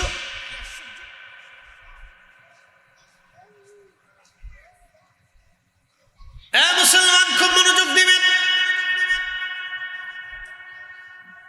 পৃথিবীরাজ চিঠি ছিঁড়ে ফেলে দিল। মনে আছে নিওয়াজ আপনাদের? পৃথিবীরাজ চিঠি ছেড়ে ফেলে দিল। চিঠি ছেড়ে ফেলে দেওয়ার পরে অন্ধ মুরিদ কেঁদে কেঁদে আসলেন, হুজুর হুজুর পৃথিবীরাজ আপনার চিঠি ছিঁড়ে ফেলে দিয়েছে।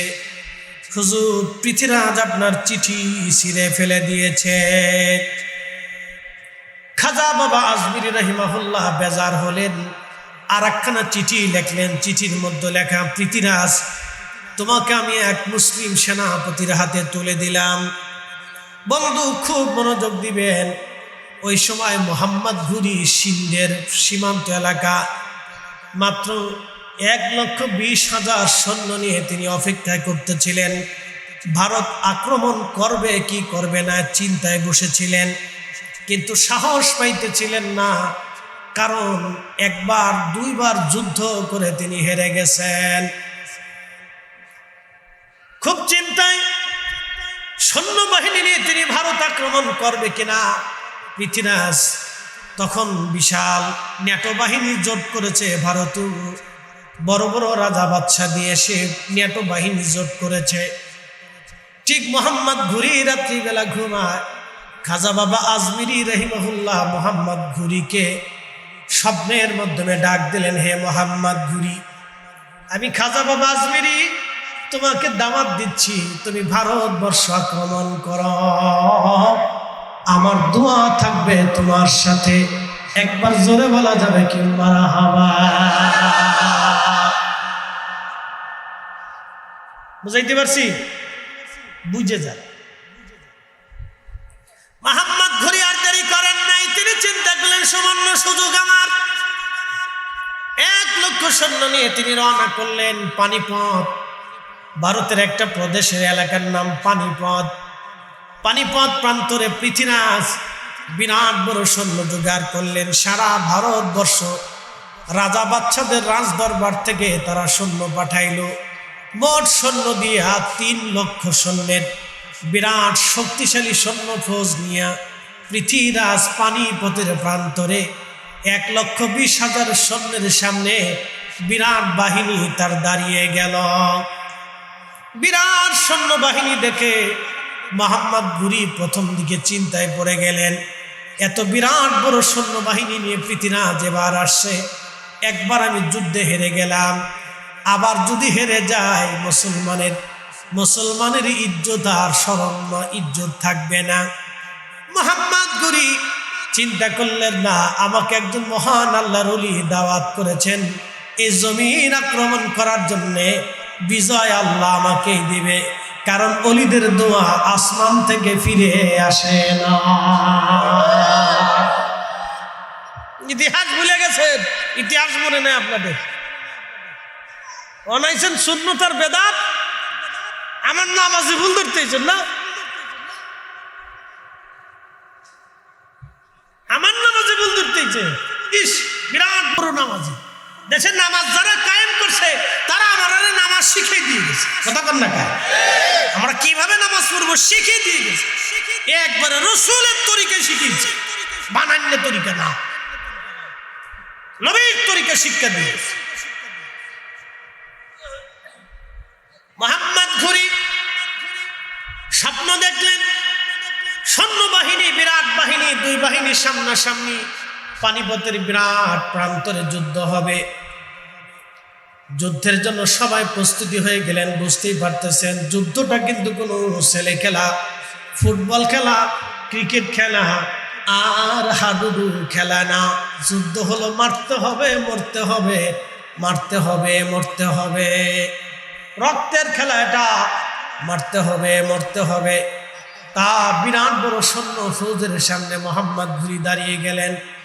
যুদ্ধ চলতেছিল, দীর্ঘদিন যুদ্ধ চলল, যুদ্ধ দীর্ঘদিন গড়াইতে লাগলো, যুদ্ধ প্রচন্ড আকার ধারণ করলো, বহু মুসলমান সৈন্য হতাহত হলো, মুসলমানরা ময়দানে দাঁড়াইতে পারে না।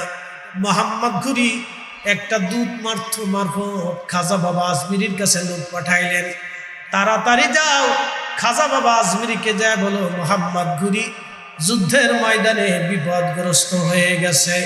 আজকে খাজা বাবার দোয়া ছাড়া মোহাম্মদ ঘুরির আর কোনো সম্বল নাই। একবার জোরে বলা যাবে কি মারহাবা? যুবক, ইতিহাস ভুলে যাও, ভুলে যাও না ঐতিহ্য, আমাদের ইতিহাস ভুলে যাও না।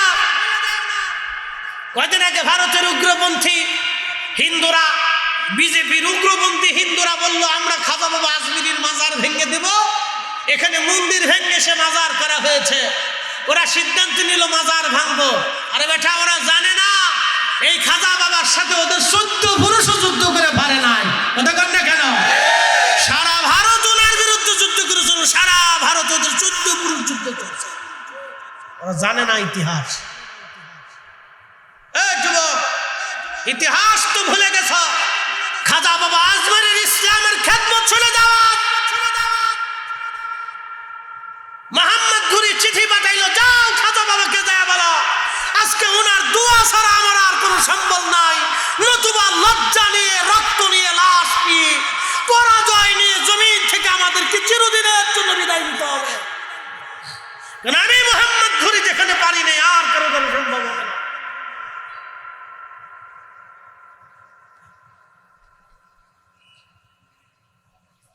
চিঠি এসে গেল আজমির শরীফে। খাজা বাবা আজমির রাহিমাহুল্লাহর হাত সাথে কাছে চিঠি এসে গেল। চিঠিখানা পড়িয়া খাজা বাবা জালালি হয়ে গেলেন। একসাথে বলবেন আল্লাহু আকবার। দাওয়াত তো খাজা বাবা নিজে করেছেন, জালালি হয়ে গেলেন। জালালি হয়ে খাজা বাবা আজমিরি বিসমিল্লাহ আল্লাহু আকবার বলে খানকা শরীফ থেকে বের হয়ে আজমির শরীফের মাটি হাতে নিলেন। মাটি হাতে নিয়ে পানিপথ প্রান্তরের দিকে, কোথায় আজমির আর কোথায় পানিপথ, এক প্রদেশ থেকে আর এক প্রদেশ। আজমির এক প্রদেশ আর পানিপথ হলো আর এক প্রদেশে। শত শত মাইলের রাস্তা। খাজা বাবা আজমিরি রাহিমাহুল্লাহ মাটিখানা নিয়ে বিসমিল্লাহ আল্লাহু আকবার বলে পানিপথের দিকে নিক্ষেপ করে দিলেন। মাটি শুধু আজমিরেই রইল না, ওই মাটি আল্লাহর রহমতের ফেরেশতারা আজমির থেকে পানিপথ প্রান্তরে পৃথিবীরাজের প্রত্যেকটা সৈন্যবাহিনীর মধ্যে এই মাটিগুলি ধুলিগুলি সরাইয়া দিলেন। একবার জোরে জোরে আওয়াজ তুলে বলা যাবে কি আল্লাহু আকবার?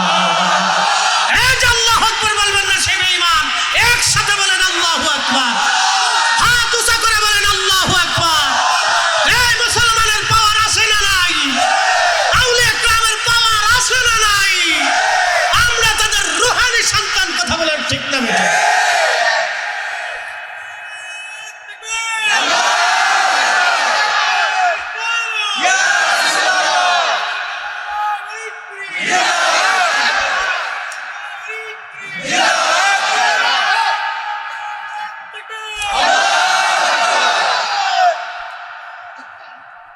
পানিপথ প্রান্তরে সমস্ত ধুলাগুলি চলে গেল।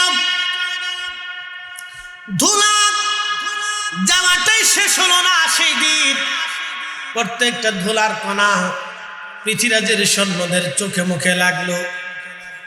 ধুলার কণা লাগলো যে চোখে মুখে, কিন্তু এর প্রতিক্রিয়া হলো অন্তরে। সুবহানাল্লাহ, কি আসতে না জোরে। সহিহ বুখারীর কিতাবুর রাকাকে নবীজি বলেছেন, আল্লাহ ফরজ ইবাদতকে আল্লাহর কাছে বেশি পছন্দ করে। ফরজ ইবাদত করার পরে বান্দা যখন আন-নওয়াফিল অতিরিক্ত ইবাদত করে, অতিরিক্ত ইবাদত, ফরজ ইবাদত করার পরে বান্দা যখন নফল করে, নফল। আজকে যে মাহফিলে বইছেন, মাহফিলে আসা ফরজ না নফল? মাহফিলে আসা কি নফল না ফরজ? নফল। আপনাকে কেন জোর করে আনা হয় নাই, কি কথা ঠিক আছে না? কিন্তু ফজরের নামাজ পড়াটা ফরজ, ঈদের নামাজ পড়া ফরজ। আমি যে এখানে ওয়াজ করতে আসছি আমার জন্য ফরজ না, না এসে অন্য কাউরে পাঠাইলেও চলতো, যদিও চেয়ারম্যান সাহেব একটু বেজার হইতো, ঠিক আছে না? চেয়ারম্যান সাহেব একটু বেজার হইতো, কিন্তু না আসাটা ফরজ না। আমার আশাটা নফল, আপনাদের আশাটা নফল। এই মাহফিল যারা দিছে তাদের জন্য মাহফিল দেওয়া কিন্তু ফরজ না। এই মাহফিল দেওয়াটাও নফল। ইচ্ছা হলে দিলেন না, ইচ্ছা হলে দিলেন না, কথা ঠিক আছে না? বন্ধু, এই আন-নওয়াফিল ইবাদত যখন বান্দা করে, তখন বান্দার সাথে আল্লাহর প্রেম হয়, প্রেম হয়, প্রেম হয়, প্রেম হয়। একসাথে বলবেন না মারহাবা? কি হয়? আরেকটু বুঝাই। বিয়ে করছেন কারা কারা? হাত উঁচা করেন তো, যারা বিয়ে করছে। আরে সব বলেছে তো, বিয়ে তোর সংখ্যা বেশি, অবিবাহিত লোক কম, হাত নামানো হয়েছে, বোঝা গেছে। অবিবাহিতরা সব হাইডে গেছে, ওরা আজকে হাইডে গেছে, বিবাহিতের সংখ্যা বেশি। আচ্ছা, বিয়ে করছেন, আপনার স্ত্রী, আপনার স্ত্রীর সাথে আপনার বিবাহের সময় শর্ত ছিল নির্দিষ্ট ভরণ পোষণ, সম্মানজনক জীবিকা, কি কথা ঠিক আছে না? নির্দিষ্ট ভরণ পোষণ, সম্মানজনক জীবিকা। স্ত্রীর সাথে আপনার শর্ত হলে এটা, আপনি যা পারবেন স্ত্রীকে তাই দিবেন, আপনার সামর্থ্য অনুযায়ী আপনি তাই দিছেন। এখন আপনি বাজার থেকে আসার সময় মনে মনে চিন্তা করলেন আজকে একটু ওনারে বাড়িওয়ালারে হোম মিনিস্টারে একটু খুশি করতে হইব। তো সেই জন্য আপনি ফানের দোকানে যাইয়া সুন্দর করিয়া 50 টাকার একটা ফান ভালো করে বানাইয়া নিয়ে আইছে। সলিমের মা, তোমার লেগে আজকে ফান আছি, বালা পান। একদিন পান দিলেন, সলিমের মা একটু খুশি। আর একদিন একটা কাপড় আনলেন, বাজারের সবচেয়ে দামি কাপড় 5000 টাকা নিছে। সলিমের মা আরো খুশি। এরপরে এখন স্বর্ণের দাম 1 ভরি 2 লক্ষ টাকা। 1 ভরি দিয়ে যদি একটা গহনা বানায় দিতে পারেন, সলিমের মা একেবারে না খায়া হলেও আপনার 6 পদের ভর্তা বানাইয়া ভাত খাওয়ানোর চেষ্টা করবে। কারণ এটার নাম হাদিয়া, এটার নাম অতিরিক্ত হাদিয়া, অতিরিক্ত। এই অতিরিক্ত কিছু গিফট দেওয়ার কারণে আপনার স্ত্রীর সাথে মহব্বতের সম্পর্ক আরো বাড়লো, মহব্বতের সম্পর্ক বাড়লো। মেয়ে বিয়ে দিয়েছেন, জামাইরে মাঝে মধ্যে দাওয়াত করলেন, বাবা আসেন। আসার পরে গোপনে জামাইয়ের পকেটে কিছু ভালো বান্ডিল ধরাই দিয়ে বলেন, বাবা এই তোমারে গোপনে দিলাম, তুমি কিন্তু ভালো একটা কাজ করো, তোমারে দিয়ে দিলাম। জামাই মনে মনে খুশি, আমার শ্বশুরের চাইতে ভালো শ্বশুর আর কেউ নাই। মাঝে মধ্যে দিবে, আল্লাহ রসুল দিতে। মেয়ে বাড়ি মাঝে মধ্যে যান, খামার দাবার এটা সেটা নাতি নাত করে দেখতে যান। নাতির জন্য এটা দেন, সেটা দেন, এই দেন, সেই দেন, এই কিনে দেন, সেই কিনে দেন। নাতিরা খুশি, আমার নানার চাইতে ভালো নানা দুনিয়াতে নাই। কারণ নাতিরা ভালো ভালো চকলেট পায়, কাপড় পায়, খেলনা পায়, গাড়ি পায়। নাতিরা বিরাট খুশি, আমার নানার চাইতে ভালো নানা আর নাই, আমার দাদার চাইতে ভালো দাদা আর দুনিয়াতে নাই। এটার নাম হচ্ছে নফল, অতিরিক্ত।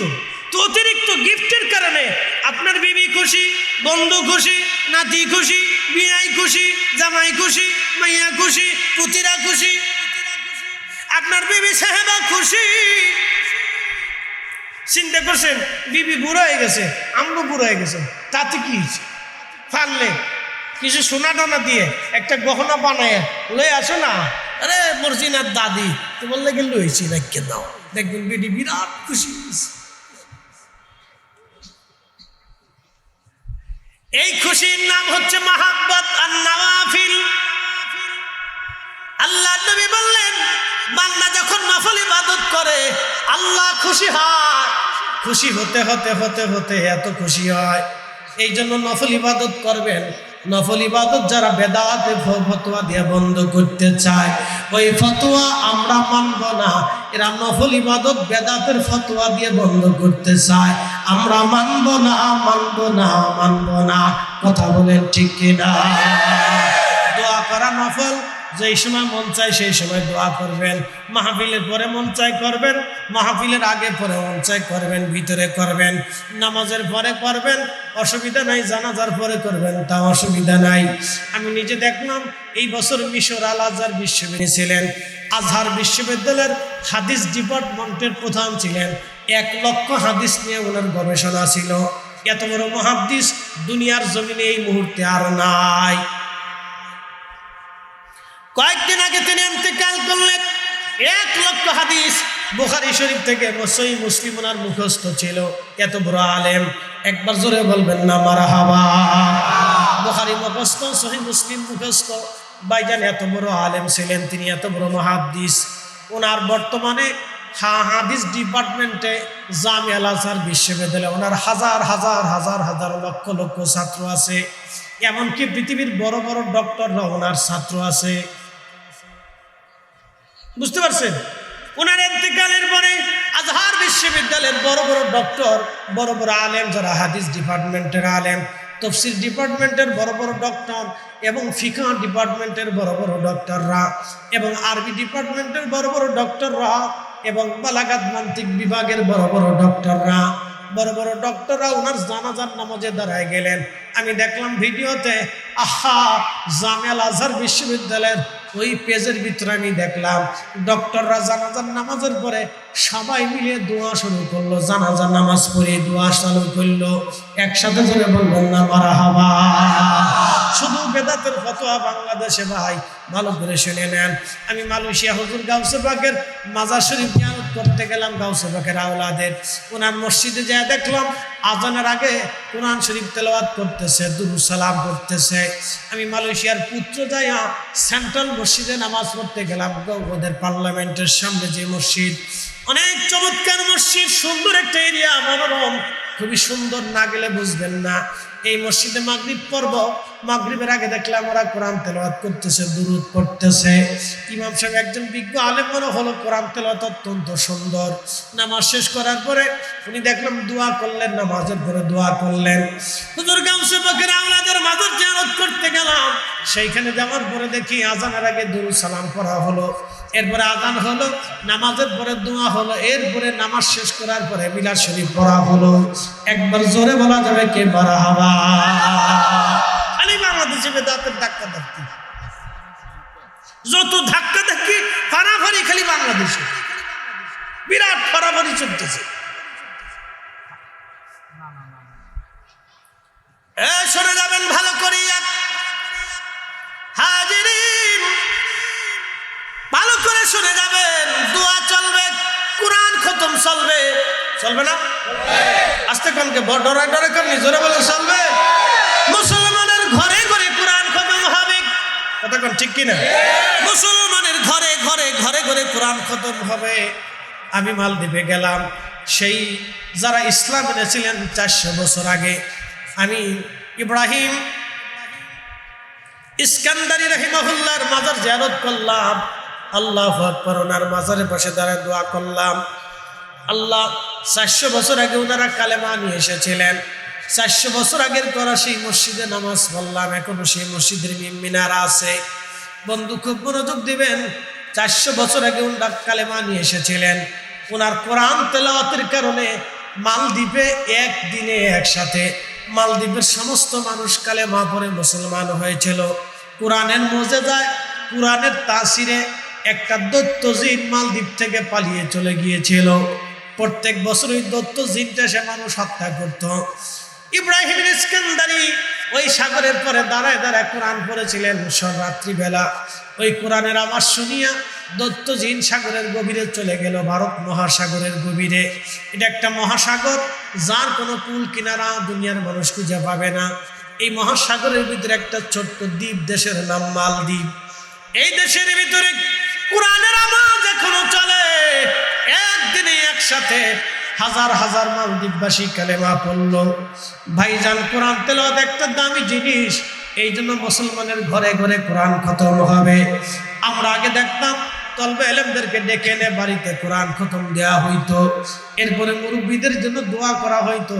বেদাতের ফতোয়া শুই না আমরা দেশের মুসলমানরা সেটাও বাদ দিয়ে দিছে। লাভ কিন্তু আমাদের হয় নাই, লাভ কিন্তু শয়তানের বেশি হইছে। কথা কন্যা, শয়তানের লাভ হলো কোরআন তেলাওয়াত চলবে, চলবে কোরআন তেলাওয়াত, কোরআন তেলাওয়াত চলবে। মুসলমানের ঘরে যদি নবীর দুরূদ সালাম না হয় তো কার ঘরে হবে? মুসলমানের বাড়ি যদি কোরআনের খতম না হয় তো কার ঘরে হবে? মুসলমানের ঘরে যদি কোরআন তেলাওয়াত না হয় তো কার ঘরে হবে? এই জন্য 1450 বছর ধরে দেওয়া ইসলাম আমরা কখনো ছাড়ব না, ভুলব না। এই ওলিরা এই জন্য ইসলাম দিয়েছিলেন। খাজা বাবা আজমিরি ধুলি ছাড়লেন পানিপথ প্রান্তরের দিকে। আজমির শরীফ থেকে শত মাইল দূরে ধুলি চলে গেল। রাজা পৃথ্বীরাজের সৈন্যদের চোখে মুখে যায় পড়ল। ধুলি চোখে মুখে পড়ার পরে ধুলি শুধু চোখে মুখেই পড়ে নাই, হৃদয়ের মধ্যে কাজ করলো। প্রত্যেকটা সৈন্যের হৃদয়ের ভিতরে ভয় এসে গেল। ভয় আসার পরে হৃদয় পরিবর্তন হয়ে গেল, ভীতির সঞ্চার হলো, তারা ভয় পাইতে লাগলো।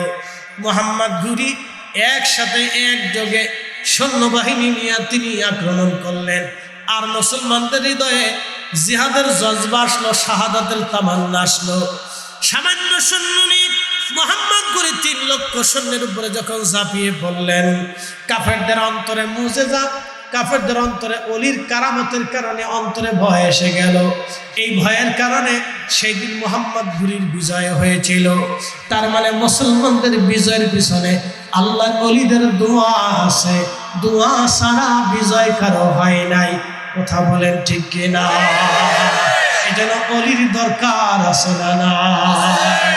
আমরা অলিদেরকে ভালোবাসি আল্লাহর জন্যে, আল্লাহর জন্যে। আল্লাহর নবী বললেন, সাবধান, কিয়ামতের ময়দানে আমার আল্লাহ আরশে মুআল্লার নিচে ওলিদের জায়গার ব্যবস্থা করে দিবে। লা খাউফুন, তাদের কোনো ভয় নাই, ওয়ালা হুম ইয়াহজানুন, তাদের কোনো চিন্তা নাই, তারা পেরেশান হবে না। এই জন্য আমরা অলি মানি, অলিদের দরবারে যাই, অলিদের সাথে মহাব্বত রাখি, অলিদের সাথে সম্পর্ক রাখি, অলিদের জিয়ারতে যাই, অলিদের মজলিসে বসি, অলিদের মহাব্বতে বসি, অলিদের সোহবতে বসি।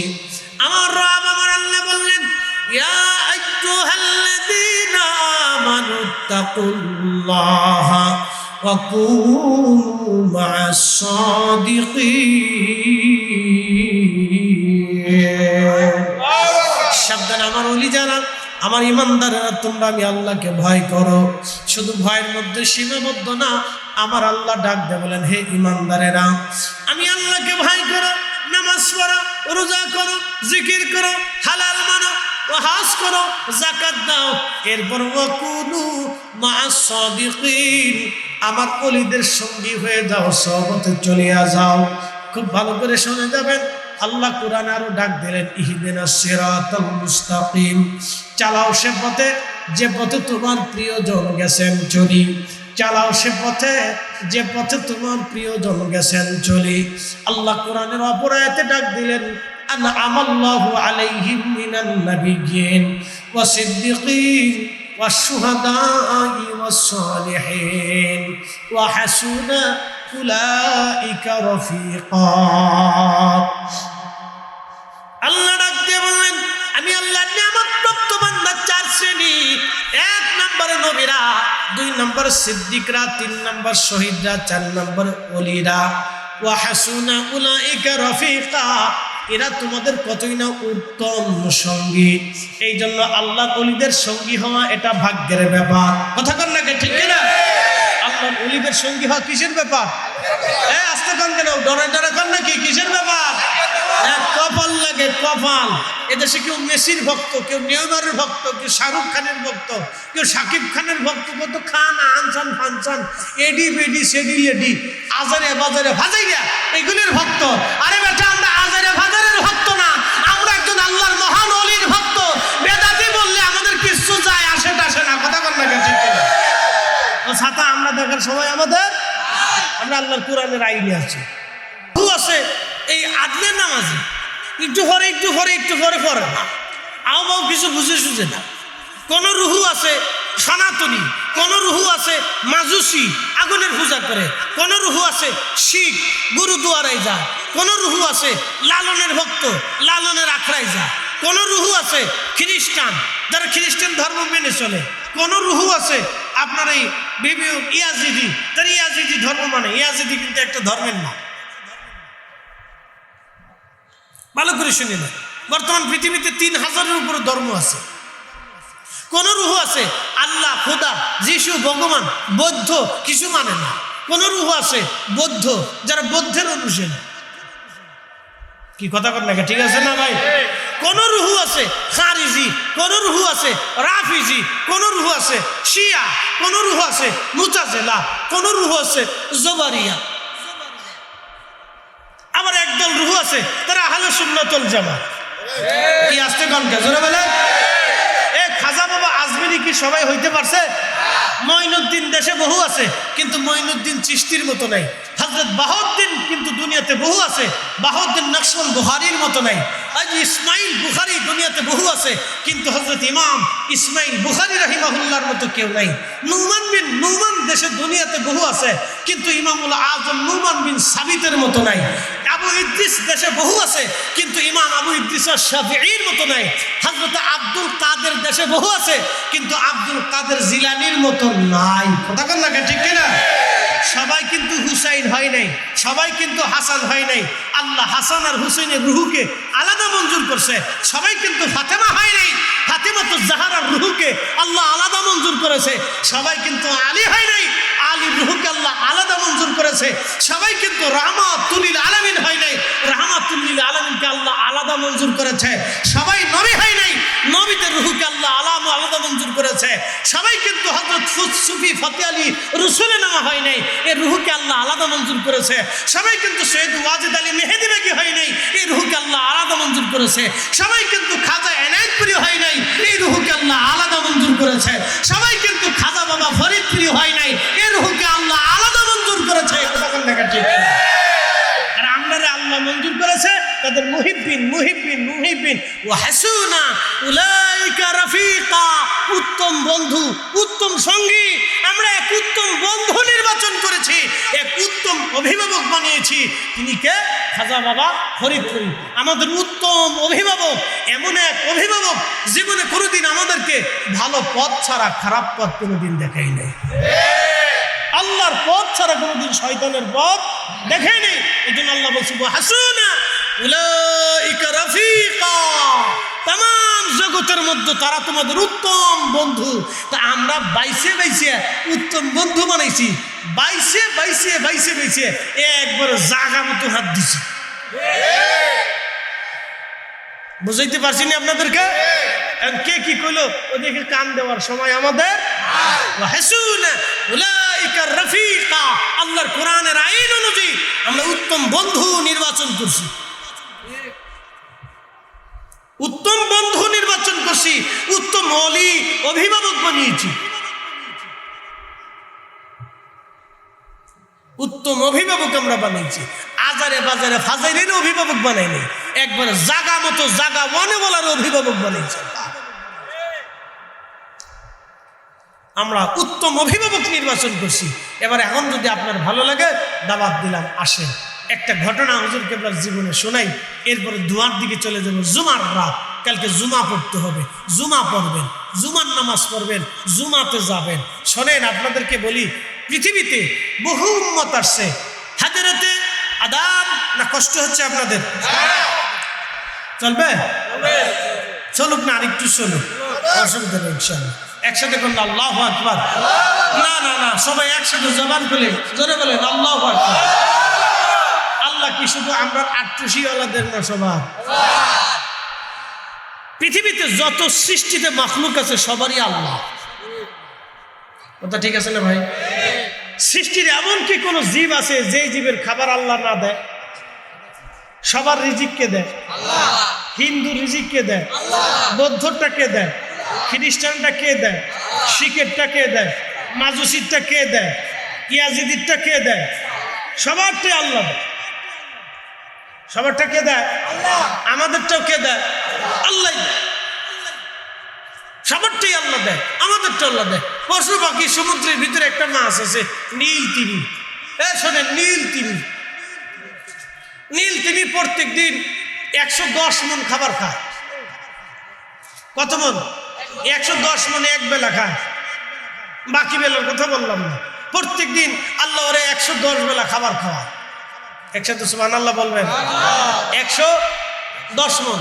ওর কি ব্যাংক আছে? বাংলাদেশ ব্যাংক, বিশ্ব ব্যাংক, সুইস ব্যাংক। ওর কি খাবারের গোডাউন আছে? তো সমুদ্রের ভিতরে ওর খাবারের ফাইসালাটা কে করে? ও 10 মণ, 110 মণ আল্লাহ ওরে খাবার খাওয়ায়। তা আমরা আট্টুসির দরবারে ওরস শরীফে লক্ষ লক্ষ মানুষ খাবার খায়, ধাক্কা ধাক্কি, পারাপারি, গুতাগুতি, সিল্লে সিল্লি, মারামারি, লাঠালাঠি, দাবরা দাবি, কিচ্ছু নেই। একসাথে বলেন আল্লাহু আকবার। না, আরো জোরে বলেন, আরো জোরে বলেন। ওখানে গেলে মানুষের দিল এমনি নরম হয়ে যায়, ভয় পায় যে না জানি এখানে বিয়াদবি করলে কি উপায় হয়। সবাই শান্ত হয়ে যায়, ভদ্র হয়ে যায়, আদবি হয়ে যায়। যে বেটা সারা গ্রাম বেড়ে লাঠালাঠি করছে, এই বেটা যাইও সিরিয়ালে চুপচাপ দাঁড়াইতে, কারণ জানে সারা গ্রাম বেড়ে লাঠালাঠি করছি, কিন্তু এই জায়গায় লাঠালাঠির জায়গা না। এই জায়গায় লাঠালাঠি করলে এমন এক মারপিট আসবে, জেলখানার থেকে ছুটি পেয়েছি, এই দারোগা রিমান্ড থেকে মাফ করে দিছে, এই আদালত আমারে খালাস দিছে, কিন্তু এই আদালতে একবার যদি ধরা পড়ে যায় তাহলে কিন্তু খালাস টালাস নাই। এমন এক বাটাম চালান দিবে যেই বাটাম চালানের কোনো উকিল নাই। এই বাটাম চালানের কোনো উকিল নেই। আর এমন এক বিপদ আসবে যেই বিপদ, যে রোগের কোনো ডাক্তার নেই। মনে রেখেন, এই জন্য সব জায়গায় ফাজলিমি চলে না। বলে হুজুর কেন? আপনাদেরকে আরেকটু বুঝাই। মালয়েশিয়ার হুজুর গাউসে পাকের আওলাদের মাজারে আমি গেছি। এই ঘটনা কেন শুনতেছিলেন? সাগরের ভিতরে একটা ছোট্ট দ্বীপে ওনার মাজার। তো সাগরের দ্বীপ তো বিনোদন কেন্দ্র, বিনোদনের খুব চমৎকার জায়গা। দেখেন না, আমাদের সেন্ট মার্টিনের জন্য আমরা কান্দাকাটি করতেছি। এটি আমেরিকা চাই যে আমরা দিয়ে দেয়। কেন? ওনারা একটু ঘাটি টাটি বসাবে, বুঝতে পারছেন? অনেক রাজনৈতিক পেঁচ আছে। সেন্ট মার্টিন নেওয়ার জন্য আমেরিকা খুব বহুদিন ধরে চেষ্টা করতেছে। তো খুব মনোযোগ দেন। এই সেন্ট মার্টিন আমাদের এক চমৎকার একটা দ্বীপ। এই দ্বীপটা যদি আমরা কাজে লাগাইতে পারতাম তো বিদেশ থেকে বহু পর্যটক আমাদের দেশে আসতো, সেন্ট মার্টিন দ্বীপ। কিন্তু আমরা কাজে লাগাইতে পারি। এই ছোট্ট দ্বীপের নাম হচ্ছে পুলাউ বোসা। মালয়েশিয়ার সরকার এই দ্বীপটাকে চাইনিজদের কাছে ইজারা দেয়। হোটেল মোটেল তারা বানাবে। তো হোটেল মোটেল বিনোদন কেন্দ্র সব তৈরি হলো। এখানে শত শত কোটি টাকা তারা ইনভেস্ট করলো। খুব সুন্দর, আমি দেখে আসছি সব ঘুরে ঘুরে। জায়গাটা ইনভেস্ট হলো। তো চাইনিজদের হোটেল মোটেল তো বুঝতেই পারতেছেন, এখানে মদ খাবে, গান বাজনা হবে, নাচানাচি হবে, জেনা হবে, আরো কত নিকৃষ্ট কাজ, দুনিয়ার যত নিকৃষ্ট কাজ ওখানে হবে। কিন্তু ঘুমিয়ে আছেন কে? আওলাদ রসুল, রসুলের বংশধর। সব কমপ্লিট, উদ্ভাবন হয়ে গেছে, কিন্তু পানি আসে। লাইন কাটা, ইঞ্জিনিয়ার আনা হলো, সব টেস্ট পরীক্ষা নিরীক্ষা করার পরে পানি আসে। সাগরের পানির স্তর নিচে নেমে গেল। মালয়েশিয়া কিন্তু রাষ্ট্র সিস্টেমটা দুভাগে বিভক্ত। একটা হলো পার্লামেন্ট আর একটা হলো রাজা। যেমন ব্রিটেনে পার্লামেন্টও আছে, রাজাও আছে। ব্রুনাইতে পার্লামেন্ট নাই কিন্তু রাজা আছে। সৌদি আরবে রাজা আছে। তো মালয়েশিয়াতে রাজা আছে। তো সুলতানকে রাত্রিবেলা স্বপ্ন দেখাইলেন, হুজুরের আওলাদ, এ সুলতান, আমি রসুলের আওলাদ এই দ্বীপের মধ্যে ঘুমিয়েছি, আর তুমি এই দ্বীপকে বেহাপনার জন্য যারা দিয়েছ, সরাও তাড়াতাড়ি আমার এখান থেকে। আমি যেখানে ঘুমাই সেখানে কি করে বেহাপনা হয়? একসাথে বলবেন আল্লাহু আকবার। সাথে সাথে মালয়েশিয়ান সরকার এটাকে বন্ধ করে দিল। এখন সেইগুলি পরিত্যক্ত আছে। সেই জায়গা আর কোনো দ্বিতীয়বার হয় নাই।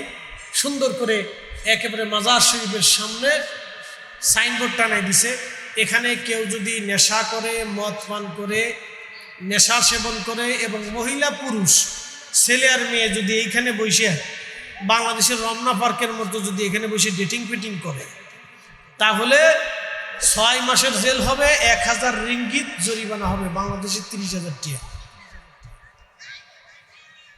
বুঝাইতে পারছি আপনাদেরকে? জরিমানা ধার্য করেছে। এই জন্য কোন সিরুফিল আর দুনিয়া ঘুরলে অনেক কিছু বোঝা যায়। ওলিদের দরবারে ভাই ভোগী যোগী চলে না। জোরে বলে, ওলিদের বারগাহে ভোগী যোগী হিসাবে ভোগী যোগী চলে। তা আমার আলোচনার ইতির দিকে আমি আপনাদেরকে হুজুর কেবলার একটা জীবনী শুনে। মাওলানা আবুল হাশিম লক্ষ্মীপুরী সাহেব, তিনি এখনো দুনিয়াতে জিন্দা আছে। তো আবুল হাশিম লক্ষ্মীপুরী সাহেব আমাকে একদিন বললেন, বেটা তোমার একটা ঘটনা শোনো। মাদ্রাসার মাঝখানে যে ছেলিপোটের ওখানে একটা ফাঁকা জায়গা আছে না, ওইখানে দাঁড়ায় বলতেছে, শোনো হুজুর কেবলা ডুঙ্গায় চললেন, আমি ডুঙ্গা বাইতে লাগলাম। ডুঙ্গা চিনছেন আপনারা? ডুঙ্গা আরে তাল গাছ দিয়ে বানায়, ওই তো আমাদের দেশে ডুঙ্গা, একই জিনিস। একই জিনিস, লাউ আর কদু। এই ডুঙ্গায় হুজুর চললেন সামনে আর আমি পিছনে, লক্ষ্মী মিশন বলতেছি। এখন যেখানে হেলিপোর্ট আর মাদ্রাসা, এখানে কিন্তু খাল ছিল, আর বর্ষাকালে প্রচুর পানি হইত। এই মাদ্রাসার এই বরাবর ডুঙ্গা আমি বাইতে বাইতে আনছি। হুজুর একটা মাটির ঢিল ছুড়লেন হেলিপোর্টের দিকে। ঢিল ছুড়ে বললেন, বাবা লক্ষ্মীপুরী, এখানে একটা হেলিপোর্ট হবে, দেশের প্রেসিডেন্ট নামবে। দেখেন জায়গা কিন্তু পানিতে ভরা।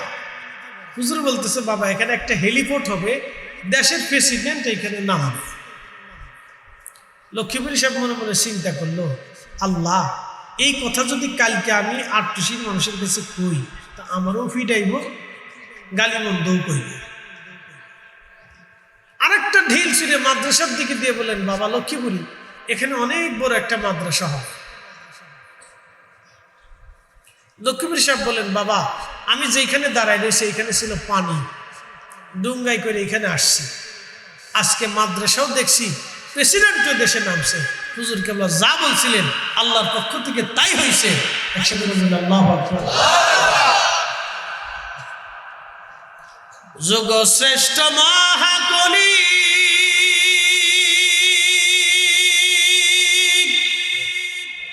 আমার মুর্শিদ মাওলানা,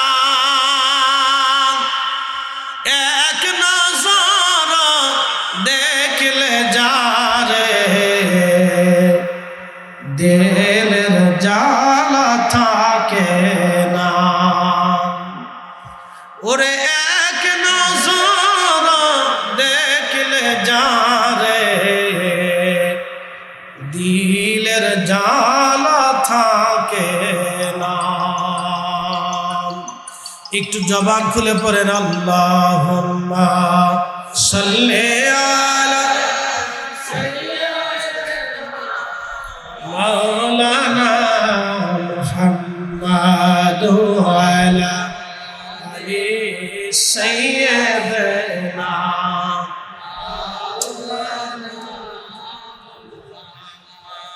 প্রিয় উপস্থিতি, লম্বা বাড়াবো না। হুজুর কেবলার জীবন থেকে ছোট্ট একটা কারামত আপনাদেরকে শোনাই। এটার নাম হচ্ছে আহলুল কাশ। যারা আহলুল কাশ থাকেন তাদের কাছে কাশফের মাধ্যমে আল্লাহর পক্ষ থেকে কিছু ফয়সালা আসে, যেই ফয়সালাগুলি না মানুষের সামনে উপস্থাপন করতে। আহলুল কাশ ছিলেন, কাশফের অধিকারী ছিলেন। বা জান, এটা দুনিয়ার কোনো বিজ্ঞানের বিদ্যা না, এই বিদ্যাটা হল আল্লাহ প্রদত্ত একটা বিদ্যা। দুনিয়ার বিজ্ঞানের একটা সূত্র আছে, ফ্যান চলতেছে, এটার বৈজ্ঞানিক একটা ব্যাখ্যা আছে এবং সূত্র আছে।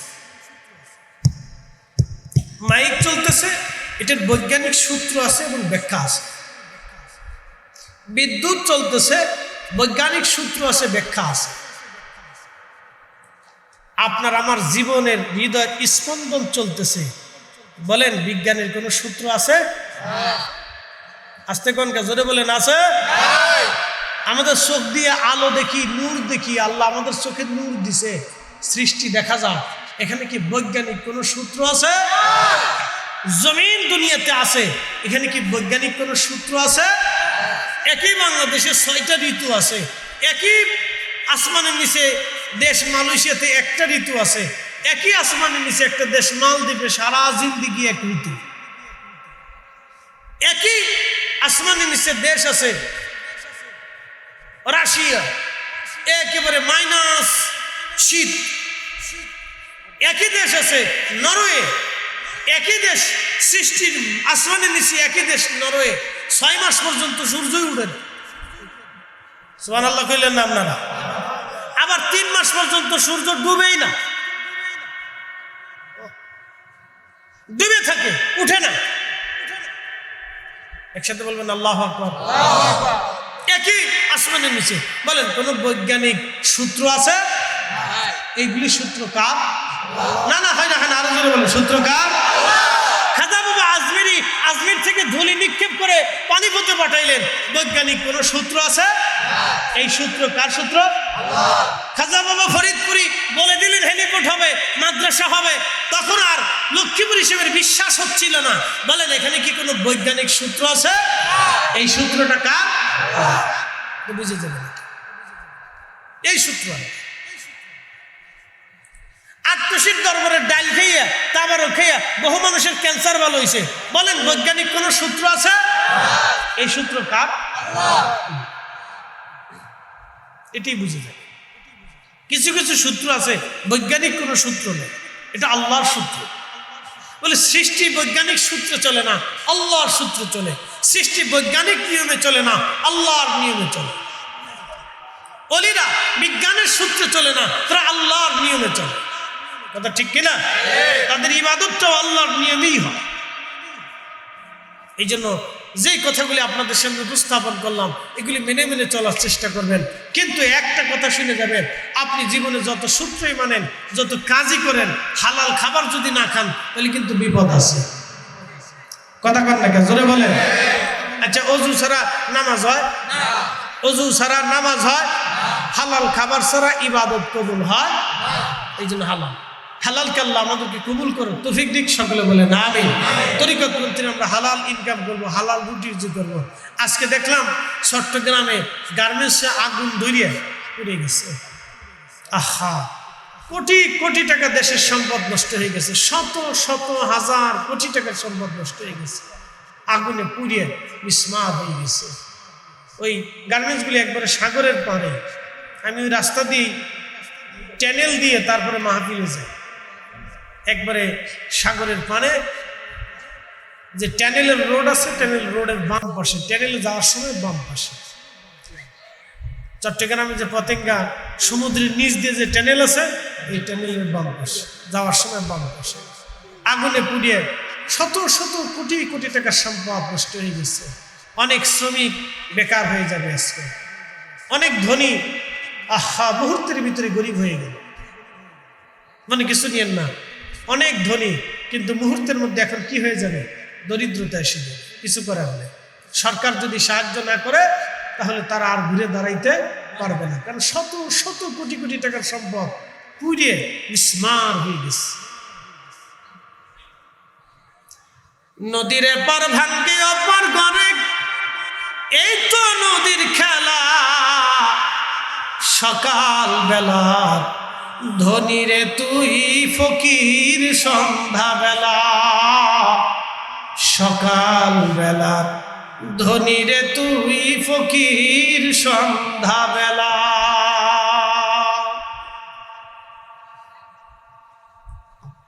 আল্লাহ বলেন তুলিজুল লাইলা ফিন নাহারি ওয়া তুলিজুন নাহারা ফিল লাইল। রাত থেকে দিন, দিন থেকে রাত আমি বের করে দেই। রাত থেকে দিন, দিন থেকে রাত আসে। বৈজ্ঞানিক কোনো সূত্র এখানে নাই, সব সূত্র আমার আল্লাহর। আল্লাহর আইনে শীতকালে দিন ছোট হয়ে যায়, রাত বড় হয়ে যায়। কথা কর না কেন? আল্লাহর আইনে শীতকালে দিন ছোট হয়ে যায়, রাত বড় হয়ে যায়। রাত থেকে দিন আসে, দিন থেকে রাত আসে।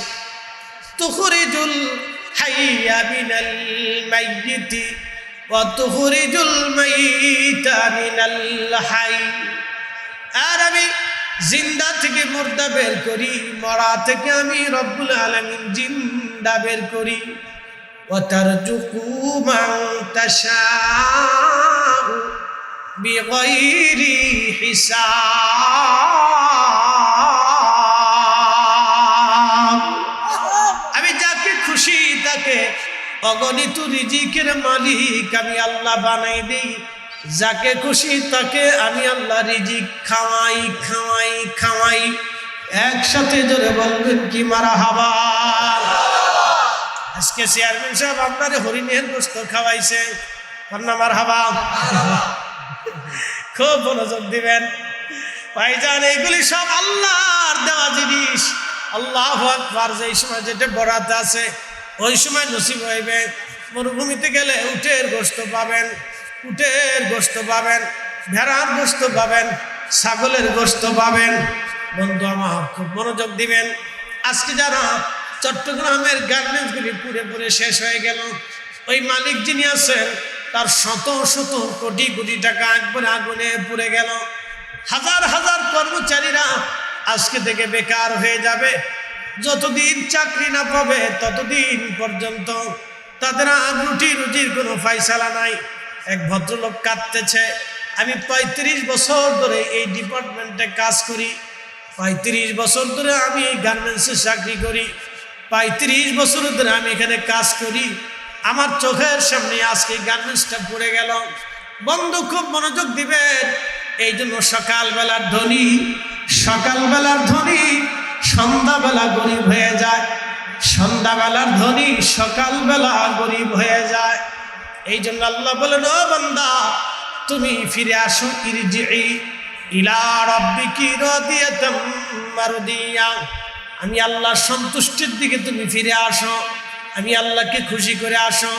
ইয়া আইয়াতুহান নাফসুল মুতমাইন্না, হে নফসে মুতমাইন্না, প্রশান্ত আত্মা তুমি আমার দিকে ফিরে আসো। বলে দিয়ে যাই, প্রশান্ত আত্মা নফসে মুতমাইন্না কি? যেই নফস গীবত করে না, হিংসা করে না, অহংকার করে না, অহমিকা করে না, তাকাব্বুরি করে না, রিয়া থাকে না, গর্ব করে না, অহংকার করে না, অন্যের ক্ষতি করে না, মানুষের উপকার করে, এই অন্তর হচ্ছে নফসে মুতমাইন্না। যেই নফস আল্লাহর আইন মানে, নবীর তরিকা মানে, এই নফস হলো নফসে মুতমাইন্না।